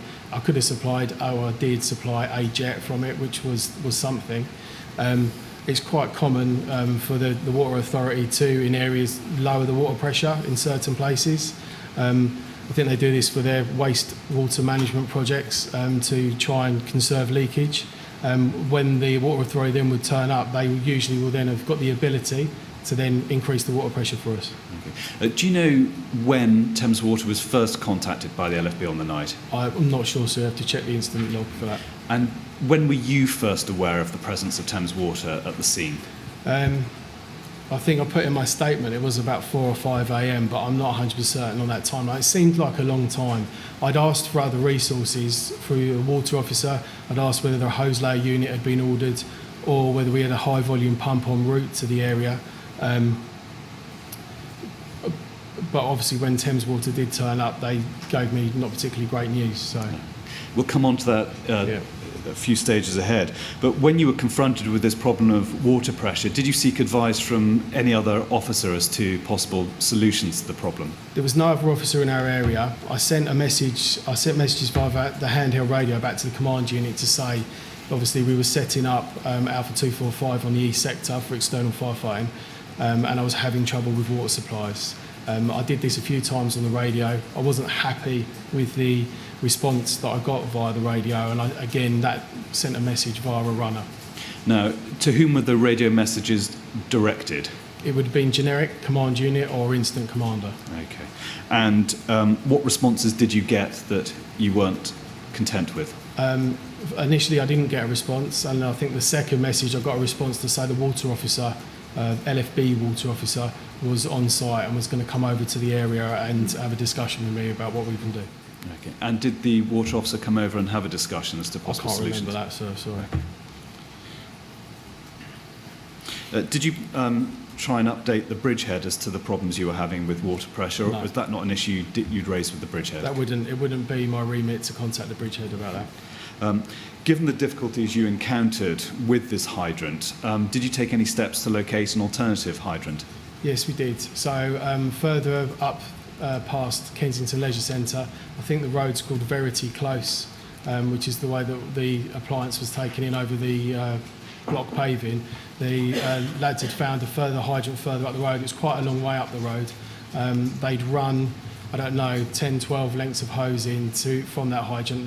When they test the hydrant, they obviously take the plate off the floor, connect a standpipe to it and ship it, or turn it on, as we would call it, and they obviously see the water come out. So they were happy that the hydrant had a good pressure. But we never got to connect that hydrant to our pumping appliance. And why was that? That overlaid with the time the Water Authority had arrived. The three gentlemen, I think, all with their handheld tablets. I spoke to them on the wall outside Kensington Leisure Centre. They said to me there was nothing that they could do to increase the water pressure at that time. What I had, 383 litres a minute coming out the ground, was the best I was going to get. And they were more concerned that within the next hour or 2 hours' time, the water pressure was going to drop, be due to the fact that people would be utilising water within their surrounding premise. Okay. Paul, I was wondering, can we go back, if possible, to BLAR quadruple 0 treble 0 12_11, and if we could magnify figure 17.7. The alternative hydrant you referred to there, can you see it identified on that plan? No, sir. Thank you. Going back to the search for an alternative hydrant, would you have expected the MDT to have been able to give you locations of alternative supplemental hydrants? Yeah, our usual protocol would be to go on the MDT and onto the map, and it will tell it's usually a driver's job. They'll identify the nearest location of the hydrants on the MDT. That night, the MDT was blank. Okay. Thinking that through, were you able?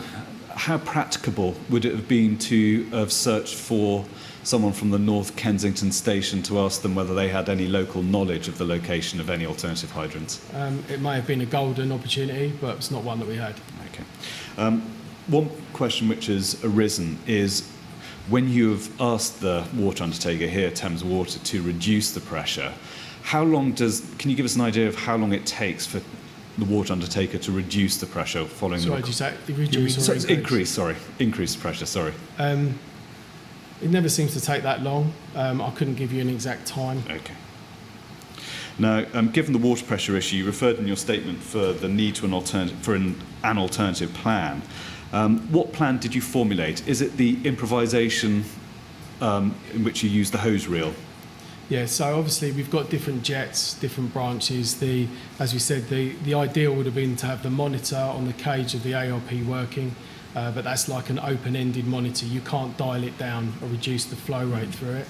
It's set open. You can induce the width of the cone to a jet or widely out to a cone, but you can't reduce the flow rate. So that's like the maximum amount.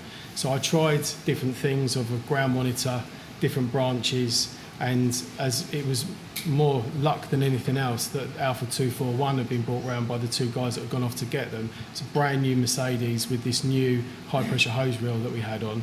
It uses less water but still gave us a substantial jet. It's very similar to Rosenbauer 101 on a 230 litre setting on a 45mm hose. Okay. And how effective was that arrangement once you got it set up? Once we got it sent up and it was strapped to the cage, it's a little bit Heath Robinson, but we were desperate to try and do something to make some sort of stop on the fire encroaching any further down the building. The areas that we worked it onto the facade on the outside, it seemed to stop it. In particular, one area we had a gentleman trapped on, between the 11th and 13th floor, and we managed to stop the fire spread about a metre away from his window. And that was on the east side? On the east side. Thank you. Can you remember how long you used that arrangement for in fighting the fire? 5 hours.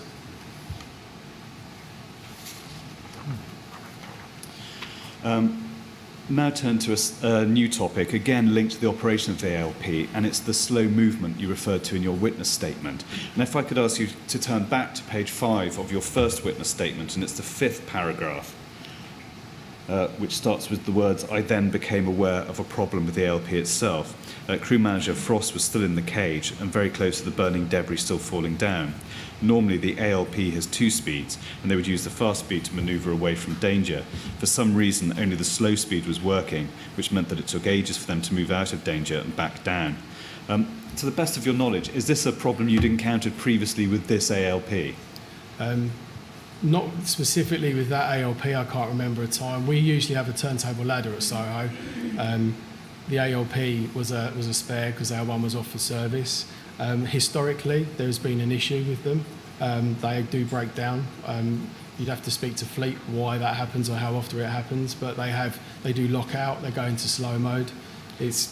I don't know if it's to do with the construction of them, being 2 different manufacturers strapped together or what, but it has historically happened. And were you able to solve this problem on the night? No. One point which has arisen is whether, are you aware that the comm system with the cage had also failed due to a faulty transmitter? Yes. Yeah. And can you amplify what particular problem was and when it started? I don't know what the specific mechanical problem was with it, but the operator of the cage is obviously in the cage at whatever height, up to 32 metres. They've got a speaker set up on their dashboard, which then a secondary operator sits in a big chair at the bottom of the ALP. Ultimately, they're in charge of the safety of the crew above, and if the crew in the cage becomes overwhelmed or something happens, they can take over at the bottom and override everything. It became quite apparent quite soon because Crew Manager Frost was in the cage and was getting pelted with debris, the same as Firefighter King, who was on the ALP at the base, and he wasn't making any action. It didn't look like he was taking any action to move himself away from the danger. We had a quick chat via Fireground radio and managed to get a message through to him, and he said that he was having trouble controlling it, at which time I told him to bring it down or move it away from the tower. And did he suffer any injury during the course of the night? What effect did the problem regarding the slow movement of the ALP have on the effectiveness of the firefighting operation? It pushed me towards having an unmanned cage or no personnel in the cage because there wasn't the facility for them to be able to manoeuvre that cage out of the way should they wish to. And again, same question in relation to the faulty comm system. What effect did that have on the effectiveness of the firefighting operation? Not a lot, really, because we reverted to hand signals and shouting at each other, basically. Okay. Can I now turn to a new topic, and that's designation as safety officer for the east side of the tower. And if I could ask you to turn first, in your first witness statement, to page 6, nearly halfway down that page. You say the ops commander designated me as safety officer for the east side. First of all, can you remember who the ops commander was at that stage? No, sir. No. Can you remember what rank he was? I don't know. Okay. Given you were the sector commander, what additional duties would designation as safety officer bring? Well, ultimately, you're in charge of safety of that sector. They had concerns at that time that the building may fail on the periphery, and they wanted to put in some sort of span of control over that. It's not usual for a sector commander to be the safety officer as well, but that's what happened on that evening. Okay. I suppose, put more bluntly, what was the point in designating you as safety officer at that stage? Was it simply to put in step arrangements should the building fail? When it was designated to me, personally, I didn't see what the point was because we've been there for such a long time. But there are certain spans of control that the incident commander would have put in, and it probably would have been highlighted on the command unit that there was no safety officer in that area, and they needed to designate someone to that role. Okay. Would the safety officer have any functions in relation to management, handling, responding to FSGs? Would the safety officer have any role in the handling, management, or responding to FSGs? No. Now, in your witness statement, you describe seeing people within the tower calling out for help. Were you able to pass on information regarding their location to the command unit or the bridgehead? when obviously we first took over that east side, there was numerous windows where we could see people in on different levels, at the top all the way down. A lot of them was signalling either by torch or turning the lights on and off, or you could see some of them on the lower levels were either on a mobile phone. Sorry, I forgot the question was. I've gone off on a tangent. Were you able to pass on information regarding the location of the people you could see signalling to? From the outside, it's very difficult. It's looking at the outside of a building to locate a floor was hard because obviously it didn't start from the ground floor. There was a gap. You can count from the top down, but you've got to know exactly how many floors there are. And then from the outside exterior, it's very difficult to have an exact flat location inside. We sent a message to say that we've got people on multiple floors that we can see, and we were told that they had multiple FSGs in place and were aware. Okay. And when you used the radio, were you using channel 3 or any other channel to communicate? On the fire ground, I used my handheld radio on channel 1. At some point, it was in the latter parts of that incident, and it may have been at the time the ops commander came over to give me the additional role as a safety officer. I believe we may have changed to another channel, but I can't. Okay. Would you have supplemented those communications with a runner carrying a handwritten message at all? Yeah, the gentleman that we believe was trapped between the 11th and 13th floor, we had sent messages via the handheld radio for that, or I had, and we'd obviously watched for numerous hours the fire spread across the face of the building, and we'd still managed to protect this one small area. So I wrote the details down of this gentleman and sent that to the command unit. Okay. I mentioned earlier we'd come back to the topic of Thames Water attendance, and if looking still at page 6 of your first witness statements, halfway down the page, you say it must have been about 4 to 5 a.m. when Thames Water turned up, and they had with them all sorts of kit to test the pressure. I was hoping that they would be able to increase the pressure somehow, but in fact they were concerned that it would only reduce further once residents in nearby towers' house started using their water supplies. Did you speak directly with a representative of Thames Water? Yes, I did. The first time you met a Thames Water representative, what did you say to them? I told him the experiences that I was having with the water. I told him that I was having at that time, on the back of the brand new Mercedes, they've got flow data information, which was very helpful that evening. I told him that I had 383 litres of water coming out of the hydrant, and obviously I needed 2,450 for the ALP. And was there anything that he could do, or was there a separate main further away that we could utilise? And did you say he had various bits of equipment with him? Did you see him carrying out any tests? No.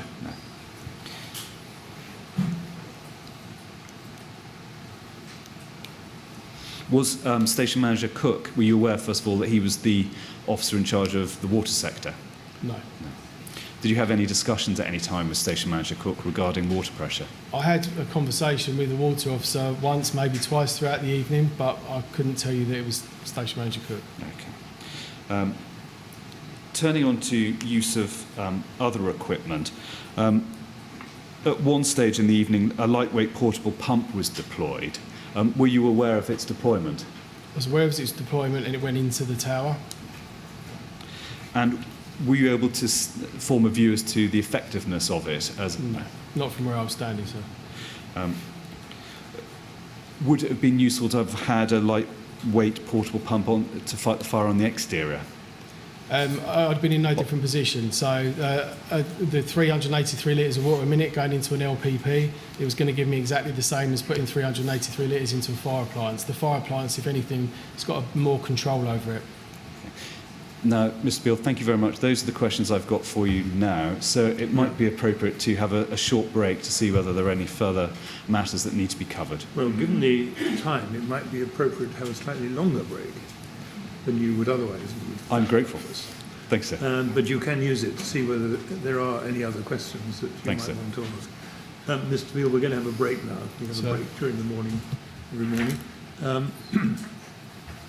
Can we afford to take a quarter of an hour? Yes. So we'll stop now. We'll resume at 5 to 12. and I'm going to ask you please not to talk about your evidence to anyone while you're out of the room. Yes, Right? sir. Right, well, if you'd like to go with the usher, Thank you. she'll look after you.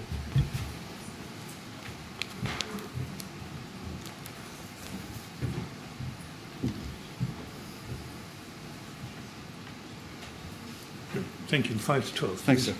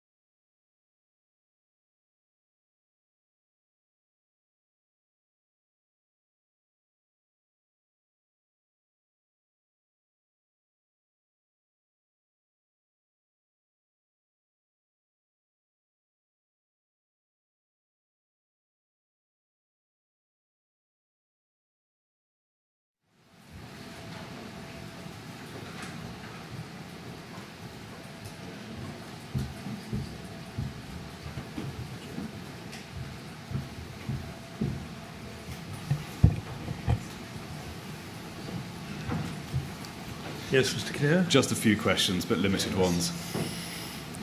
All right, thank you.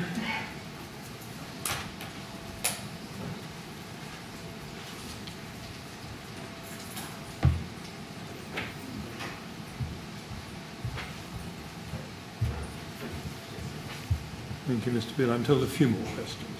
No worries, sir. Right, Mr. Kinnear. Mr. Beale, thank you for your patience. First of all, if I could ask you to turn to page 3 of your first witness statement, and this really questions concern your observation of the extent of the fire when you arrived at the fire scene. You set out in broad terms, it's the middle paragraph on that page, what you encountered. And you say, roughly halfway down the page itself, from the point I first saw the fire, it was between the 4th to 25th floor on the 3rd section. These first and second sections were untouched. Now, when you say the 25th floor, by that do you mean the very top of the tower? Yeah, at the time we turned up at Grenfell Tower. I didn't know the number of floors, and that's a misprint from me. So, but by that you mean the very from top? From the 4th floor to the top floor on the 3rd section, the right-hand section of the east face. And you say there, further down, I would also add that between floors 4 to 8, the fire appeared to engulf the inside of the flat as well as the outside. And so you're absolutely clear there had been internal penetration of the fire on those floors at that stage. 100%, yes. When you say engulfed, previous witnesses have used a percentage to describe the extent of fire engaged within a flat. Using a percentage, how would you describe engulfed? It may be an obvious question, but it may be useful to flesh out. It's very difficult for me to give you an accurate percentage of the whole premise or the whole individual flat because I couldn't see in all the rooms. But the right-hand set of windows in that 3rd section, that room, whatever the room was behind that window, was 100% engulfed in flames. And was it, again, this may be an obvious question, to what extent was it clear to you that the exterior, the extent of the exterior flame was fully engaged by this stage? Could you repeat that question, Yes, please? it's not a very good question, that's why. Right.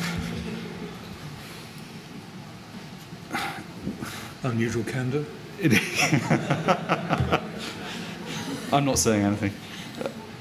Was it visually obvious that the exterior was alight, is the question I've been asked? It was visually obvious that the internal flats were alight on those sections, and it was visually obvious that the exterior surface, whatever that may have been at that time, was alight. And you didn't know at that stage whether it was cladding or not? I didn't know what it was, but the exterior surface was alight, and the byproduct of that was molten aluminium and plastic.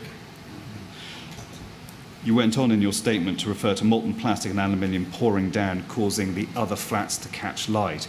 Could you describe for us briefly that process, what you saw? Yeah, I don't know if I'm 100% with the word, comfortable with the word pouring now, but... you use whatever you think is accurate. Yeah, you could visually see from that diagonal line that as a section of panelling caught light, there was a surface flame line, molten line across the surface that was alight, and from that, the byproduct was aluminium and molten plastic. You could visually see it come down the surface of the outside facade or drip down in between the gap, and then it would set light to the bit that was below it. Okay. Mr. Beale, those are all the questions I have for you. Finally, it leaves me to say thank you very much for attending today. It's been very helpful. Thank you. Well, I'd like to add my thanks as well to those of Mr. Kinnear. It's very helpful to us to hear descriptions, first-hand descriptions of the kind that you've been giving us, and also hear about the questions about the water inside. So very helpful, and thank you very much for coming along. Thank you, sir. Thank you. So you're free to go. If you'd like to go to the usher, she'll look after you.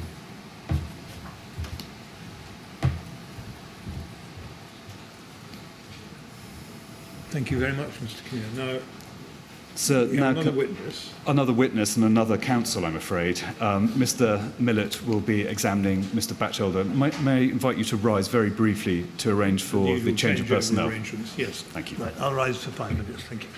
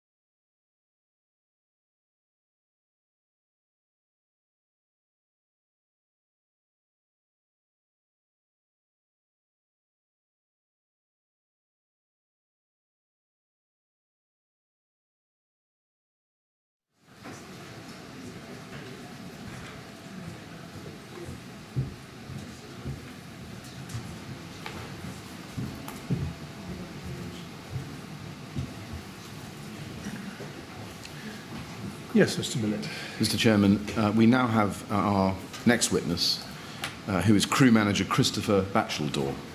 If he could Yes, thank please be brought in.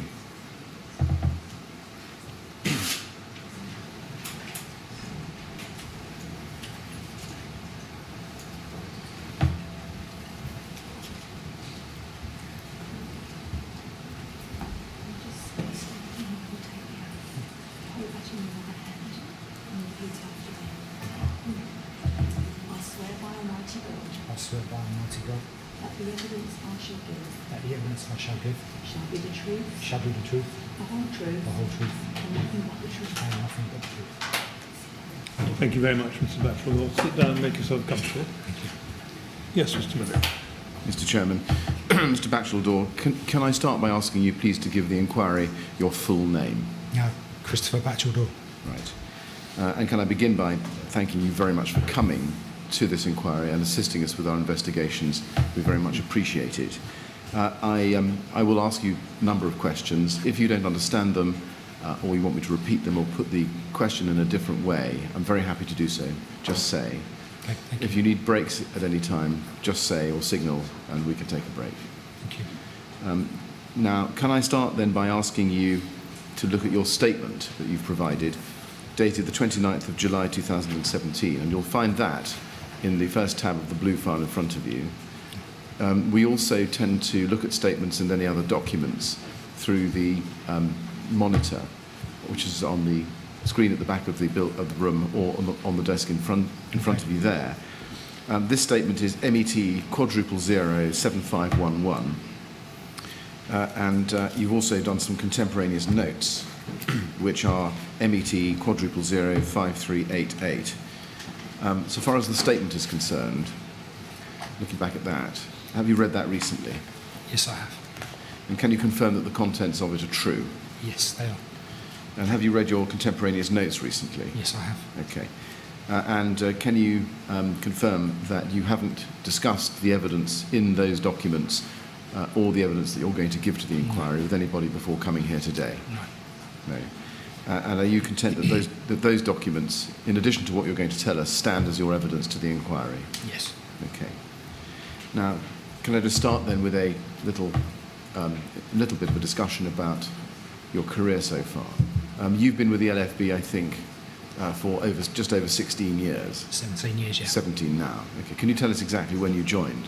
Yeah, I joined in May 2001. May 2001.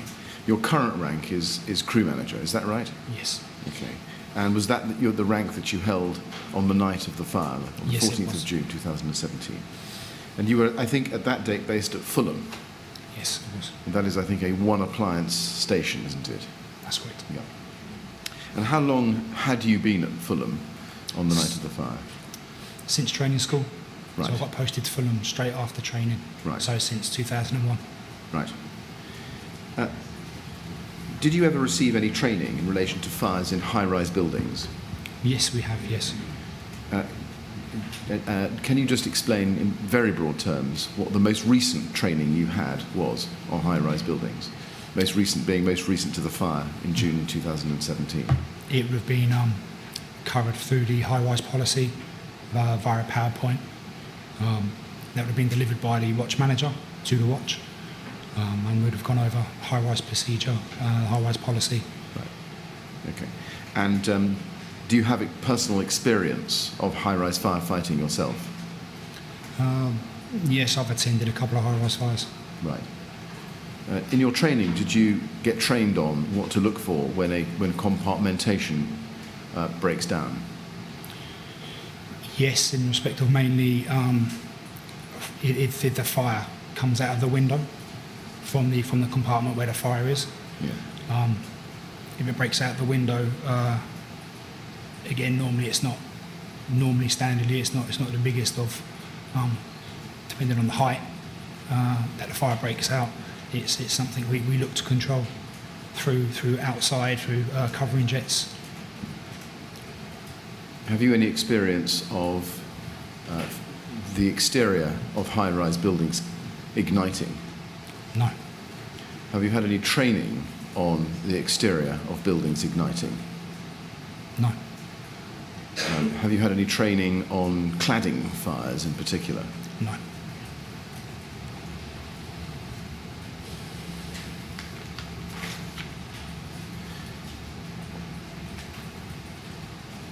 Have you had any training on fire survival guidance?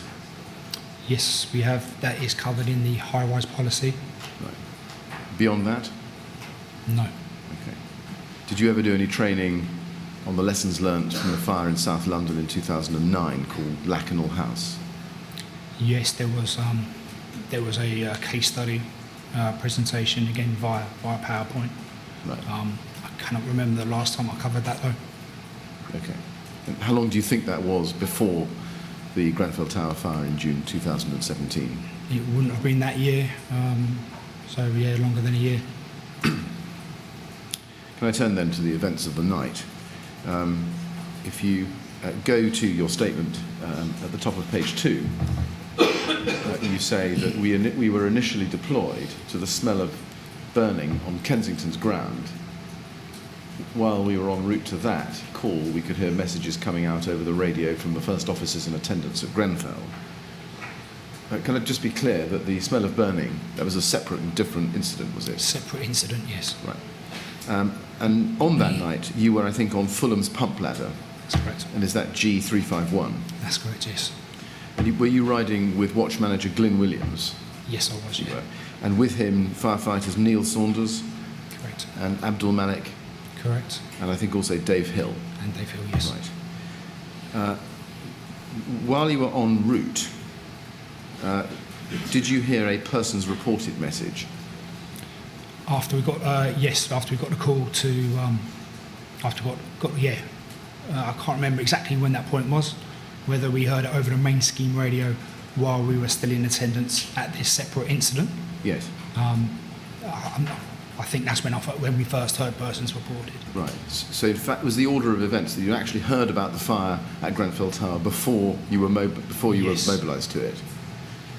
Now, it's a matter of record from the short incident log we've got that you were mobilised at about 1:30 and were en route, say status 2 at 1:33, and at the scene at 1:45 or so, give or take some seconds. Does that accord with your recollection? Yes, it does. Okay. Now, you say in your statement that while you were en route, you were listening. This is the second paragraph in your statement. You say, we received a call instructing us to attend Grenfell Tower. As we were travelling there, you say, we were listening to further calls coming through on the radio. We were aware that fire survival guidance was being received. We knew that people were trapped in the building. This made us sit up a bit, as it meant people would need rescuing. Did you hear any specific FSG information being passed from control to the incident ground? No, I didn't. No. When I was sat on the back of Golf 351 that evening, Right. Where the crew manager is normally sat, Right. and when we got the order in to attend Grenfell, I was discussing with my colleagues about equipment that we would take with us on arrival. So although I heard sections that were coming over the radio, I was kind of discussing equipment we'd be taking. Right. Did you get any impression from the radio traffic that you could hear about FSG calls, about the volume and frequency of these calls being sent by the control room to the incident ground? Not at that point. No. Okay. Did the hearing of those calls made you think about the possibility of evacuating the tower? Not at that point. Okay. Okay. Now, staying on page 2 of your statement and looking at the next paragraph, you say, as we were travelling there, I caught a glimpse of Grenfell Tower from the road. It was like something out of a movie, even early on in the incident. One side of the building was alight. The fire already looked like it was going from the bottom to the top and was starting to tree out a little bit.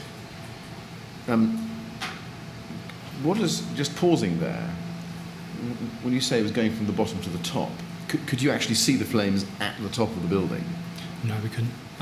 Well, yeah, there was it looked like it was going from, it looked like it was travelling up the building, working its way across and up so it was going almost diagonally, Right. but we could see it going from the flame obviously licking up, and then it was starting to, when I say tree out, it was just starting to come out, looking like it was coming out across, I see, so across that horizontal side. spread. Right. So horizontal spread. Yes. Okay. How far away were you when you saw the tower in such detail as you describe it here? First time, I can't say. I can't. Close enough to see what I saw and the way it was on that east side. Right. So it was the east face you saw first. Yes, it was. Right. But you're not able to say how far away you were. No. Okay.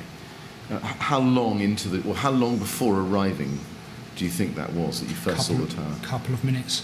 Okay. And did you have any thoughts at that time about how the fire might have spread like that? No. Did it make you think about evacuation or what advice should be given to the residents inside? Again, not at that time, no. Did there come a time later when you had those thoughts about evacuation or advice about what the residents should be told to do? No, during the course of the night, no. Okay. Now, we know that you arrived at 1:45 or so a.m. and parked and made your way to the tower. Do you know roughly where you parked the appliance? I remember we parked. If I had a map of the area, I could show you, but it was opposite opposite I think Methodist Church. Right. It was like the streets were very busy with cars, so we knew we couldn't get right directly below the tower. Yes.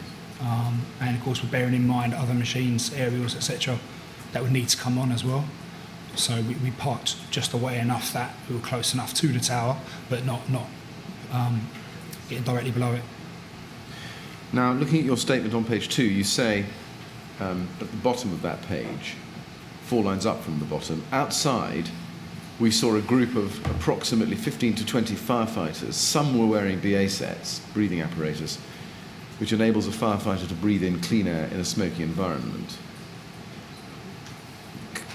Do you remember whether the BA sets they were wearing were standard or extended? No, I don't. On that subject, can you remember the first time when you did see firefighters in EDBA after you arrived? No, I can't. No. Okay. On arrival, did you speak to anybody not in your crew? On arrival, no. We made our way straight to the front of the tower as a watch. Right. Did you speak to the incident commander? No, I didn't. Did anybody in your crew speak to the incident commander? I don't know.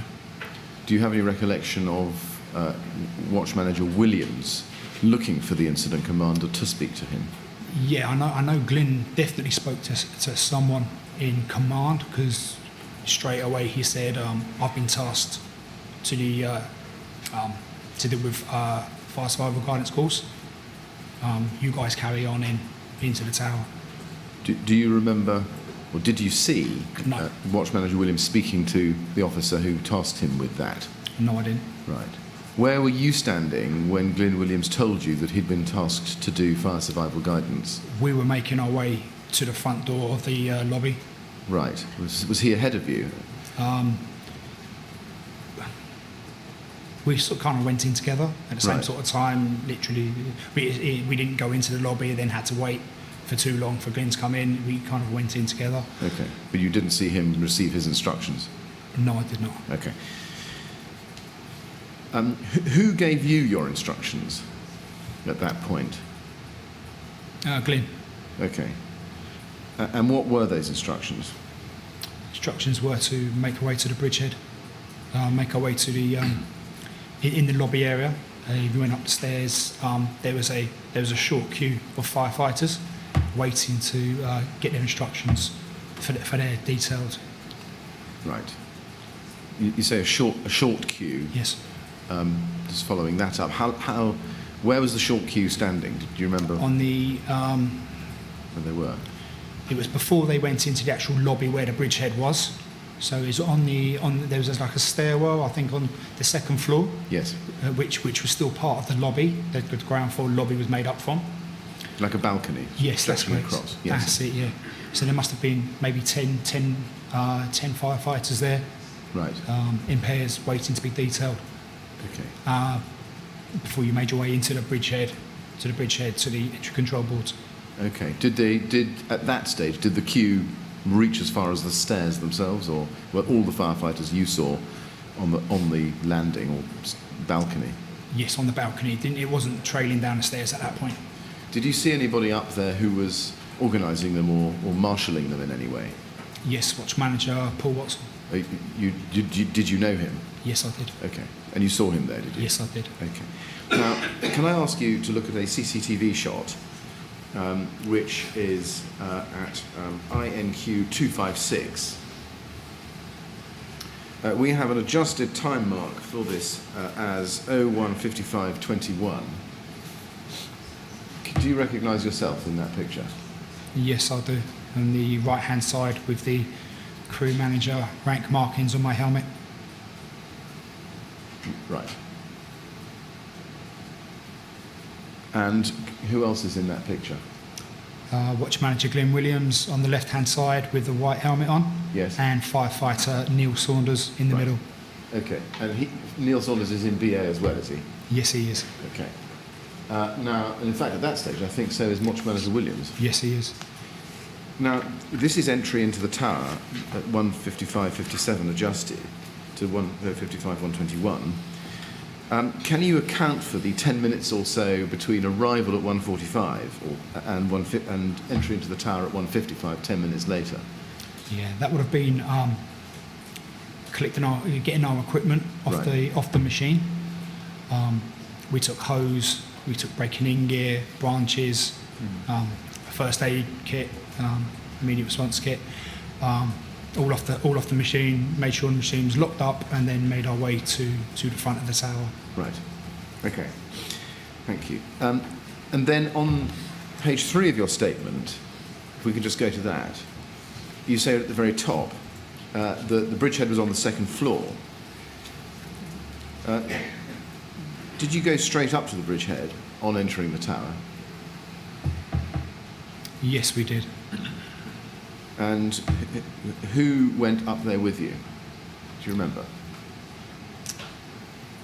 I believe I know myself, Firefighter Saunders, Firefighter Hill, and the other firefighter who was on standby that night. Malik. Yes, we went up, and I think Glyn came with us at that point, and he was in conversation with Watch Manager Paul Watson.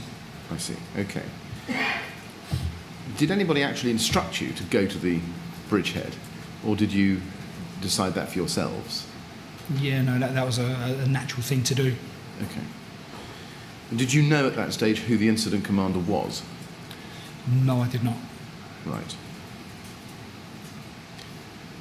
Now, in your statement on page 3 in the second line, you say, there was already a queue for tasks when I got there. That was a queue of BA wearers, was it? Yes, it was. Right.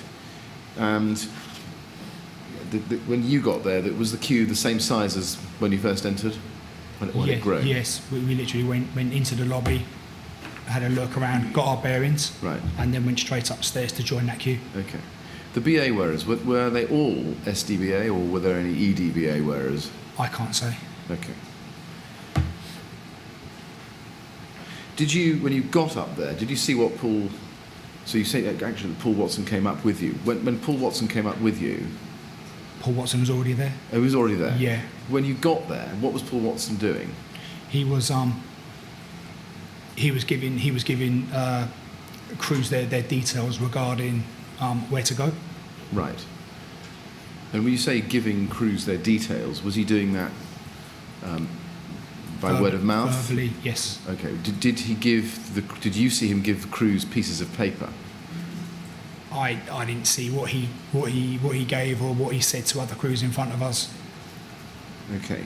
You didn't hear any briefings that No. he was giving crews in front of you? No, we were when we were close to being given our orderings. There was it looked like a rough floor plan sketched on the wall. On the wall to you, On the wall to our right, to as your we were right. standing there. So Yes, the back wall of the lobby on the Yes. second floor. yes, and we were trying to have a look at that to get a rough idea of what a floor layout looked like. Yeah. And did Paul Watson help you with that? When we got to him, Yeah.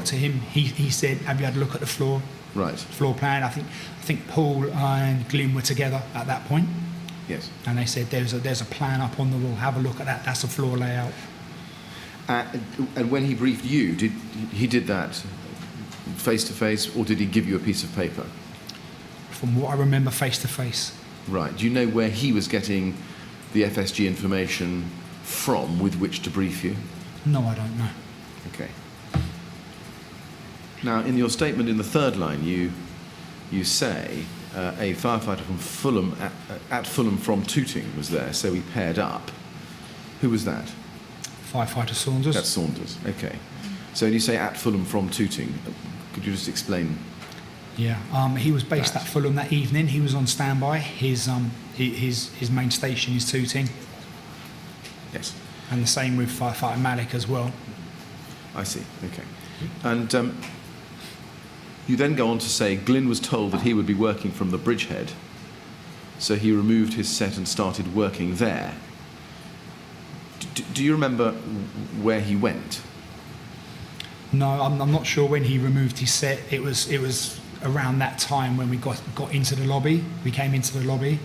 We made our way straight upstairs to join the queue. Yes. Glyn went and spoke directly to Paul Watson. And he was there when we went through the door to entry control officer. Did he come with you? No, he was still at that door. Okay. Was that the last time you saw Glyn Williams that evening? That Wasn't it night? the last time I saw him that evening? I saw him when I came back down. Yeah, that was the last time I saw him before I went up first. Right. Okay. So he didn't come. Just to be clear about this, Glyn Williams didn't come to the entry control officer when it was on the second floor. So far as you can't saw. say he did or didn't. I don't remember him coming in with us. No. No. Okay. And do you know what he then did after that? After you were committed and No, left just when I came back out again and I saw him on the ground floor, I believe. Yeah, that's just the last time I saw him. right. Well, not the last time when I was in the building. Right. And as you went through, you said that a minute ago that Watch Manager Watson had briefed you face to face. Did he give you a flat and floor number to go to? He gave us a flat and floor number, yes. Okay. But no piece of paper, so far as you recall. I don't recall. Now, then you say in the fourth line of your statement on page 3, when Neil and I got to the front of the queue, we could see there was a list of flats on the wall based on the addresses from which we had fire survival calls. Now, just to be clear, the queue, is that the queue which ends with Paul Watson giving instructions? Yes, it is. So Yes. that's not the queue at the Bridgehead, or a queue at the Bridgehead, it's a queue still on the balcony. Still on the balcony. Okay. Where, do you remember, was the list of flats that you're referring to there? From the top of my head, I can't recall exactly. I can't.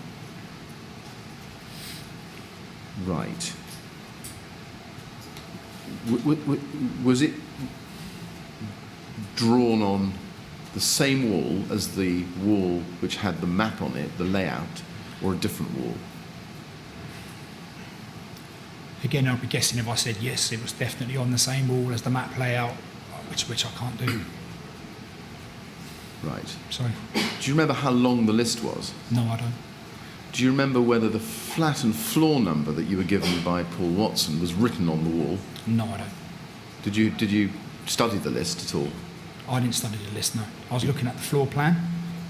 I was trying to look at the floor plan, get a bearing of where we would be going into when we went in through that door. Okay.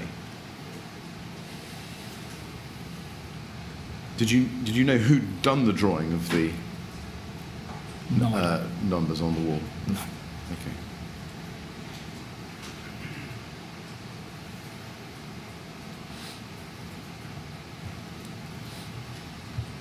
Did you, when you got then through to the Bridgehead was in the lobby on the second floor. We've had some evidence about that. That's correct, yes. When you got there, who was running the Bridgehead? Do you remember? I can't remember who was running the Bridgehead. I went directly to the entry control officer, Who was that? watch manager Louisa De Silva. Yes, Louisa De Silva. Now, did you see a forward information board there at the Bridgehead? No, I did not. Okay. Did you see any fire survival guidance information written down anywhere at the Bridgehead? No, I did not. You didn't see anything on the wall at the Bridgehead? No. Let me try a picture and just see if it triggers a recollection. Can I ask you please to be shown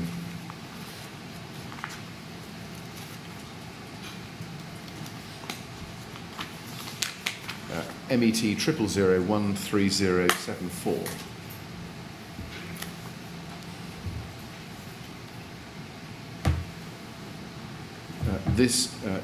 We've been told it was written on the wall by the lift in the lift lobby on the second floor. Does this look familiar to you?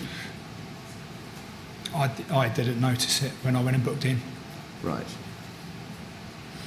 You didn't notice it? When I reported to the entry control officer and then went straight up Right. the stairs, no. Do these names mean anything to you? Floor 965, Soho, Crew 4, Stanley, Saunders, Nelson, Yeoman. Yeah, they're firefighters are names I recognise. Right. Is that Saunders the same Saunders, do you think? No, Not the same as Neil Saunders. no, What about Johnson and Roots? Do you know them? no, Okay. But you don't remember seeing this writing on the wall? no, I don't. Okay. Now, you said just a few minutes ago that you'd seen a drawing showing the layout of the floor. Can I just ask you to be shown MET 000016948, which is actually an exhibit to Crew Manager Sefton's witness statement. Does that look familiar? It could be the same one I saw. It does look roughly familiar, yes. Right. And now, on the left of that, very faintly, is a list of what looks like floor numbers, and there's a little bit of information next to it. I don't know if we can read it very well. My question for you is, do you remember seeing a list of floors and some information on the wall next to the floor layout diagram? That may have been the markings, the information that I mentioned in my statement. Right. But I don't remember specifics about it. Right. Okay.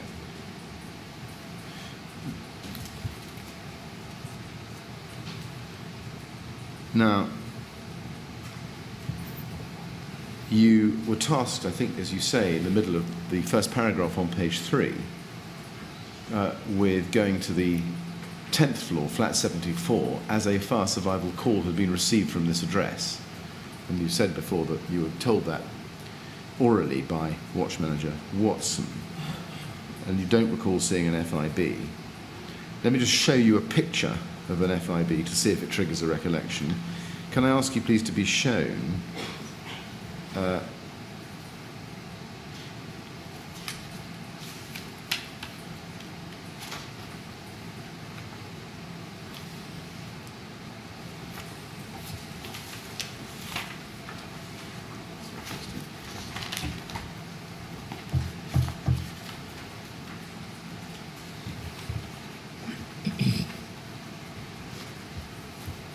come back to that if I can. When you were given your briefing by Watch Manager Watson, did it have any details in it apart from the floor number and the flat number? No, not that I remember, no. Okay. You weren't told anything about the conditions in the apartment, the No. flat, or on the floor? No. Were you told anything about the location of the dry rising main outlets? No. Were you told how many people were in the flat that you were being sent to? No. Did you ask? No.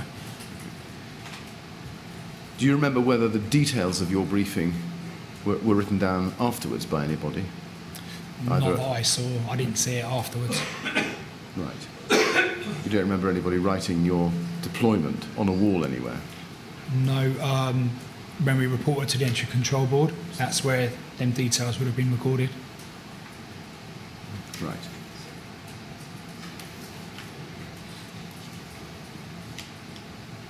You say that you took, in your statement, that you took a hose, a branch, and a thermal image camera with you. Let's look at that. Were you instructed to take that firefighting equipment with you, or did you just do that as a matter of course? Can't remember whether we were instructed or whether that's just equipment we took up. That was in the Bridgehead area that we thought we may need. Right. Okay. Now we've got your tallying out time as 2:17 and 12 seconds, which we've got from the telemetry data. I can show it to you if you like, but does it sound about right to you by reference to the time at which you entered the tower? It's hard to say. It's hard to say. Right. It felt like we were in there longer, but if that's what it says, that's what it Okay. says. But let me just see if I can pin these down. If I can ask you to go to the telemetry data and your tallying out time.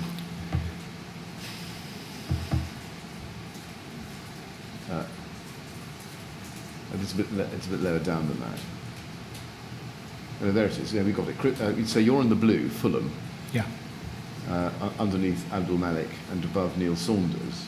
And we have your tally out time of 02:17 and 12 seconds. You see that? Yes. Now, on the basis that we've got you entering the tower Yeah. at 01:55:21, as we've seen from the CCTV picture, on that basis, you tallied out at some 22 minutes after entering the tower. Would that sound about right to you? Yes, it does, yeah. Okay. What were you doing for much of that 20 minutes?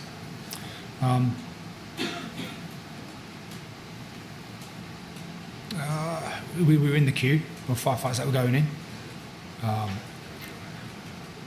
and waiting to be ordered, really. So we were discussing with my colleague what we take with us. So we were discussing regarding this, should be equipment out the Bridgehead, make sure we take a hose, make sure we take a branch, Right. see what else is there when we get there, and waiting to be deployed. Right. So in essence, the time was spent queuing. Yes. Right. How quickly were firefighters being called off the front of the queue to be sent up? I can't say now, really. I can't really say now. I'm not too sure. Did anybody jump the queue? Did you see? Not in front of us, no. Okay. The picture of the forward information board I wanted to show you, I can now give you a reference to, which is MET 00018-749. Mr. Documents Director, if we can just look at that, please.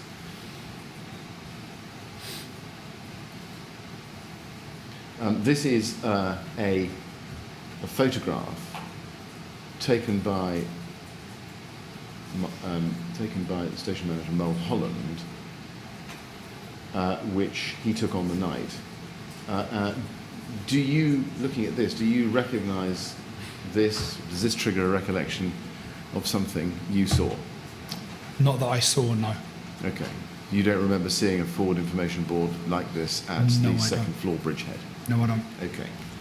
Now, you then go on in your statement same paragraph, page 3, first paragraph, to say, we set up our BA mask and then started to make our way to the 10th floor from the bridgehead on the 2nd floor. There was just one set of stairs. I was struck up on how narrow the stairs were. From the 4th floor upwards it was smoky. I think I remember seeing lighting in the stairwell, but I cannot be certain. Most of the doors leading onto the stairwell were closed, otherwise it would have been much more smoky.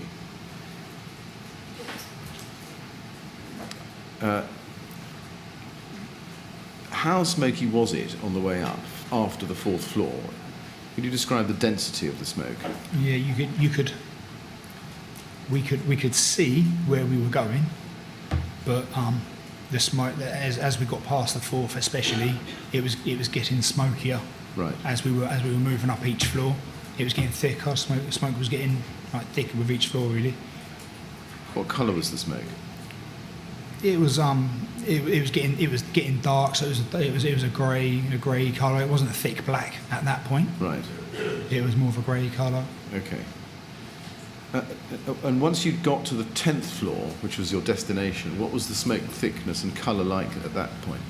It was probably the same between like the 7th and 10th, and that was and it was how I described it. It was still we still had vision. We could still see. Right. Yeah. You could still see him, but that was because what the electric light in the stairwell was working. Is that? Can't remember whether the lights were on there or not, but we had our torches with us as well. Okay. And what about heat? Did you notice any change in temperature as you went up the building? Not particularly.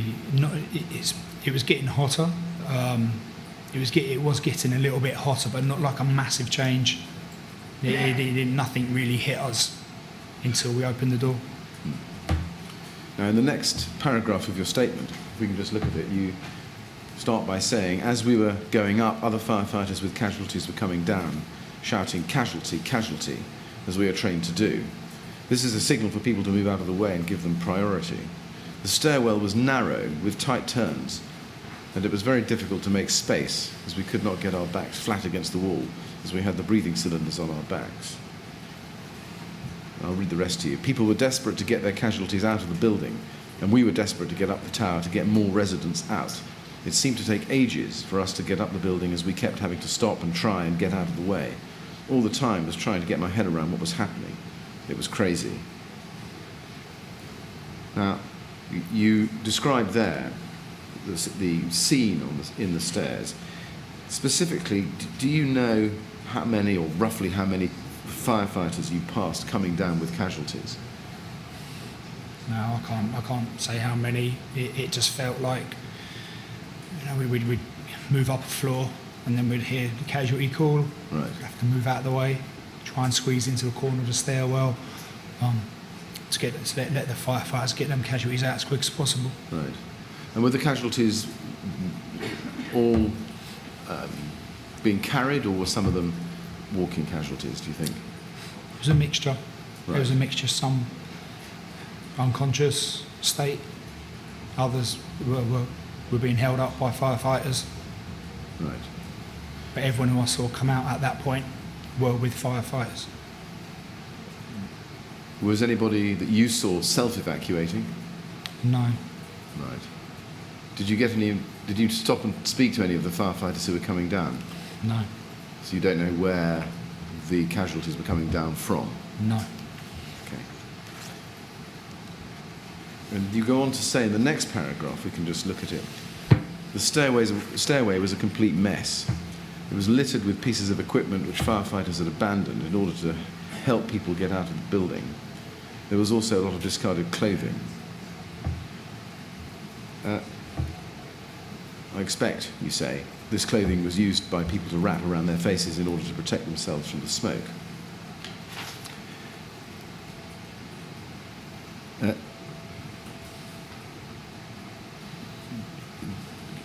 The discarded clothing, was that actually on the stairs themselves? Yes, it was. Right. Okay. And was that causing, do you remember whether that caused difficulty in getting up and down the staircase? Not particularly at that point. I just remember noticing a lot of debris on the stairs, on the stairwell. like I explained, clothing, phone, all sorts of things. Now, you go on to say, firefighters carry a waterproof pencil called a chinograph, which had been used to mark the floor numbers on the wall from other firefighters. If it wasn't for these chinograph markings, you would not have known what floor you were on. Could you see for yourself any floor numbers which were written up there other than in chinograph? No. Right.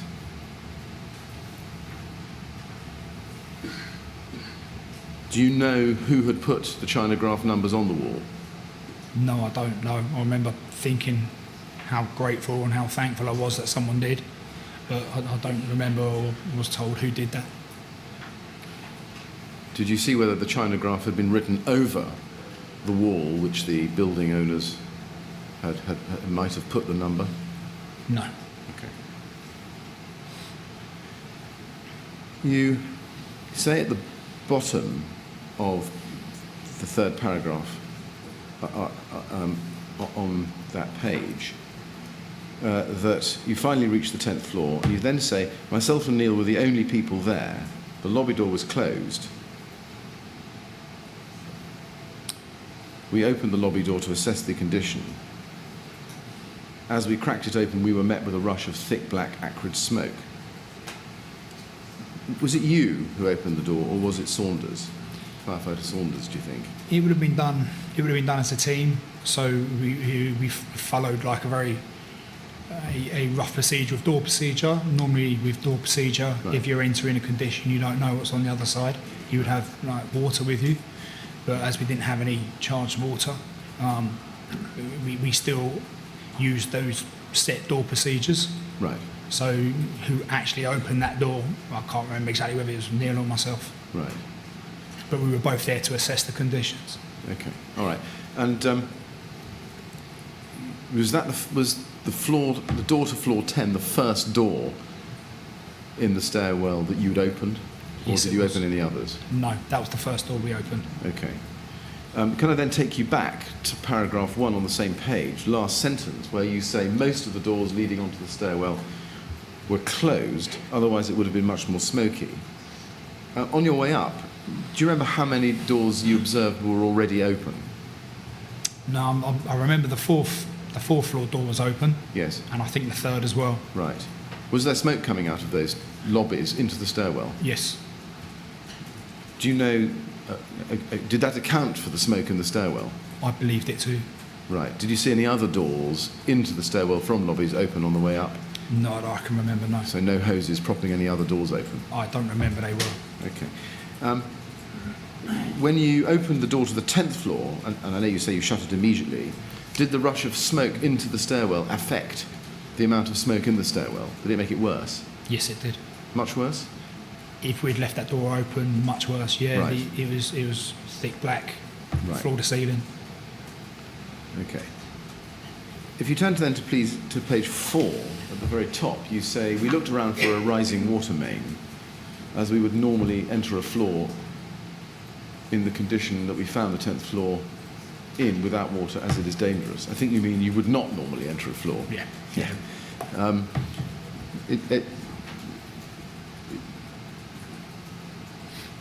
So, did you look at, to start with for a rising water main in the stairwell? Yeah, quickly. It was just a quick Right. glance around. Right, quick look. Remember, right? There's no mains in the stairwell. Okay. It must be inside the lobby. Right. Okay. So, would that be something you would normally do? You'd normally expect to find a dry rising main outlet in the stairwell? No, No. not particularly. It depends on how the building's designed Right. as to where that rising main outlets will be. Okay. So, can we take it that on arrival at the 10th floor, you didn't actually know where the DRM outlet was? No. You had to look for it? Yes. Okay. And you then enter the 10th floor, and you say, as we can see on page 4 of your statement, in the 4th line, that you got down on your bellies. You say, we got down onto our bellies. It was so smoky that our torches wouldn't make any headway. On the question of smoke, is the Was there any part of the smoke that was clear? No. So no neutral plane? No. So smoke all the way down to the ground? Literally, And yeah, the same floor to density all ceiling. the way down, was it? Yes. Right. And what colour was that smoke? Black. Black. You go on to say, I told Neil to keep hold of my leg and not to let go. From the diagram I'd seen on the Bridgehead, I knew that we had to go diagonally from the stair door. We entered the lobby crawling on our stomachs. Can I just say that's a type error from the statement? Right. I told Neil I'd keep hold of his leg. Neil led into the lobby Right, in a diagonal position. I kept hold of his leg right. when we both went in. Okay. Now, at this stage, are you carrying firefighting media? No. Where do you put that? The roll of hose that we had and the branch we left just outside the door, Right. up against the wall, just outside the door to the 10th floor door. Okay. So is this right, that you were entering a smoke-filled lobby without firefighting media? Yes. Would that be normal? No. The night wasn't normal. No. And your task at that point, is this right, was actually to find the dry rising main outlet? No, our task was to help people get out of that floor. Right. Room number 74. Okay. At what point did you realise that you weren't going to be using the firefighting media you brought up with you? When we crawled into the lobby, in our head, we had two objectives. Was to feel around for any casualty that we could feel, or try and find an outlet if we could. Right. But initially, if someone's tried to get out of their flat and been met by those conditions, we were feeling around on the floor for them. Right. So when you say, from the diagram I see on the Bridgehead, I knew we had to go diagonally from the stair door, is that because you were looking, that you thought that was the direction of flat 74? We didn't know where flat 74 was. And I remember, from what I remember, Right. looking at the diagram, I remember it being in a U shape. So our plan was, what we'd said to each other outside the door was, crawl in a diagonal position Right. and then try and perform a sweep. I see. Okay. So I was going to ask you, why were you going in a particular direction? But it's because you were doing a sweep. Yes. That's why. Yes. Right. Okay. You then say, we shut the door behind us to stop the smoke entering the stairwell. I didn't get more than 12 to 15 feet when Neil said, I'm burning. It was very hot. We couldn't find the water outlet and we couldn't see anything. Were you looking for the water outlet? Again, that was one of the things It's we one of were the- doing, yes. So you were doing both at the same time, your Yes. double objective. I see. And having not found the water outlet, not found any flat door, you then retreat. Yeah, we were shouting, we were trying to call out, see if we could hear a door bang in, hear anything that would resemble someone we could help. And yeah, the first sweep that we did was to the left when we entered in. Then we came back to the door, and then we went in the other direction Right. and did the same. Okay. Can I just take you back then to the diagram that you'd seen on the wall, which is MET 00016948.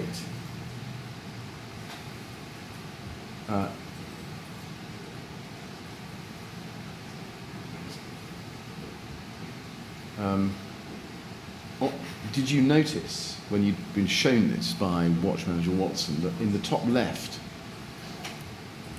hand corner, on the left-hand side of the U, there is something that says dry riser?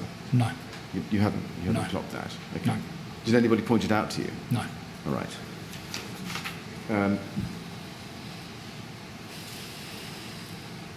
And then if you go back to your statement, page 4, first paragraph, I'd just like to show you something 7 lines up from the bottom. You say, my shoulders, everything was hot. I was really surprised how hot it was on the 10th floor before we'd entered it. I'd seen residents being evacuated from higher up the building and they were still conscious. This would not have been possible if they'd come from the 10th floor. Did that prompt any thoughts in your head about what this fire was doing at that point? Yeah, I remember thinking it's either someone's escaped from that floor and somehow their flat door's been wedged open, and maybe that's what's caused that heat and smoke Right. in that lobby, the fire break coming through that room. And that's what was really on our head. We couldn't see what we were doing. We had actually zero visibility. We didn't know if we were crawling into a fire or not. When you say that you saw residents being evacuated from higher up the building, is that a reference to what you'd said earlier in your statement about seeing casualties coming down with firefighters? Yes, it is, yeah. I see. When you were coming up to the 10th floor, how did you know that they were coming from higher up in the building? That was pure me guessing they were coming Right. from higher up. Oh, I see, okay. That was not a factual, like as if I'd stopped and I see. discussed it with them. So it's a point of comparison you're making? Yes. Okay, I see. Now, then you say that you, I'm summarising your statement here, but you left the 10th floor lobby and went back out into the stairwell. How long had you been in the lobby for, do you think?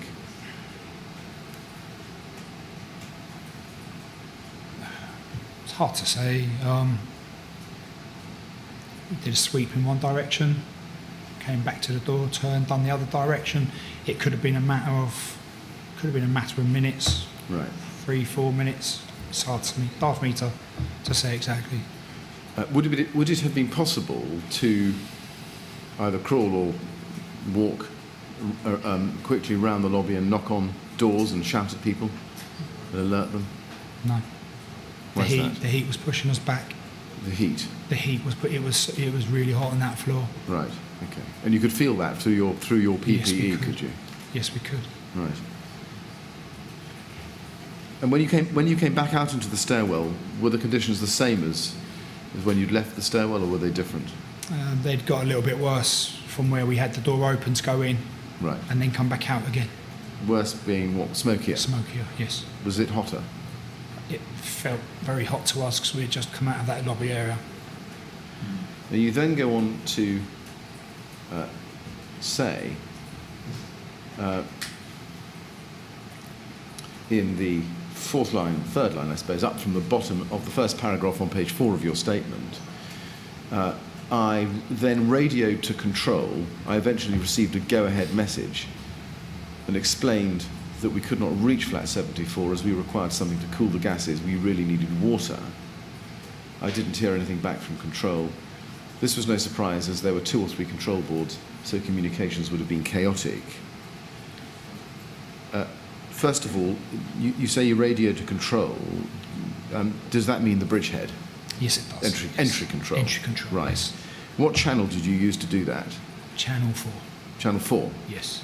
Right. So not Channel 6? Channel, no, it could be Channel 6, actually. All right. Okay. And you then say, I eventually received a go-ahead message. What is a go-ahead message? It was a confirmation that they had heard my call to them via my Barry set, and I was to proceed with what I had to say. I see. So go ahead and speak. Yes. Okay. And what did you say? I explained as quickly as I could the conditions Right. that we were met with on that 10th floor, and that we couldn't gain access to flat number 74. Did you get a response to that? No, I didn't. No. Okay. How long do you think you were trying to get hold of the entry control officer before you got a go-ahead message? I remember trying a couple of times. Right. Okay. Do you know whether the message that you dispatched to entry control actually got through or not? No, I don't know. Okay. And can you explain, or do you know why the communications were so difficult? No, it was a mixture of volume of traffic. Right. Could have been a mixture of volume of traffic, the signal. Did you have problems with the signal? We have had problems with signal in high-rise and basements before. Did you tell the entry control officer that you sent the message to that you couldn't locate the dry riser? No, just that, as far as I remember, just that the conditions that we were met with. Right. And that we couldn't gain access to the flat 74 FSG. Right. Mr. Chairman, that is a convenient moment, and it may be convenient to the Well, witness it's a good point and to you. Good point to have a break then, isn't Yes. it? Thank you. Mr. Batcheldor, we're going to have a break now, so everyone can get a bit of lunch. Please don't talk to anyone about your evidence or anything to do with it over the break. And we'll resume at 2 o'clock, please. Okay. All right? So if you'd like to go to the usher, she'll look after you.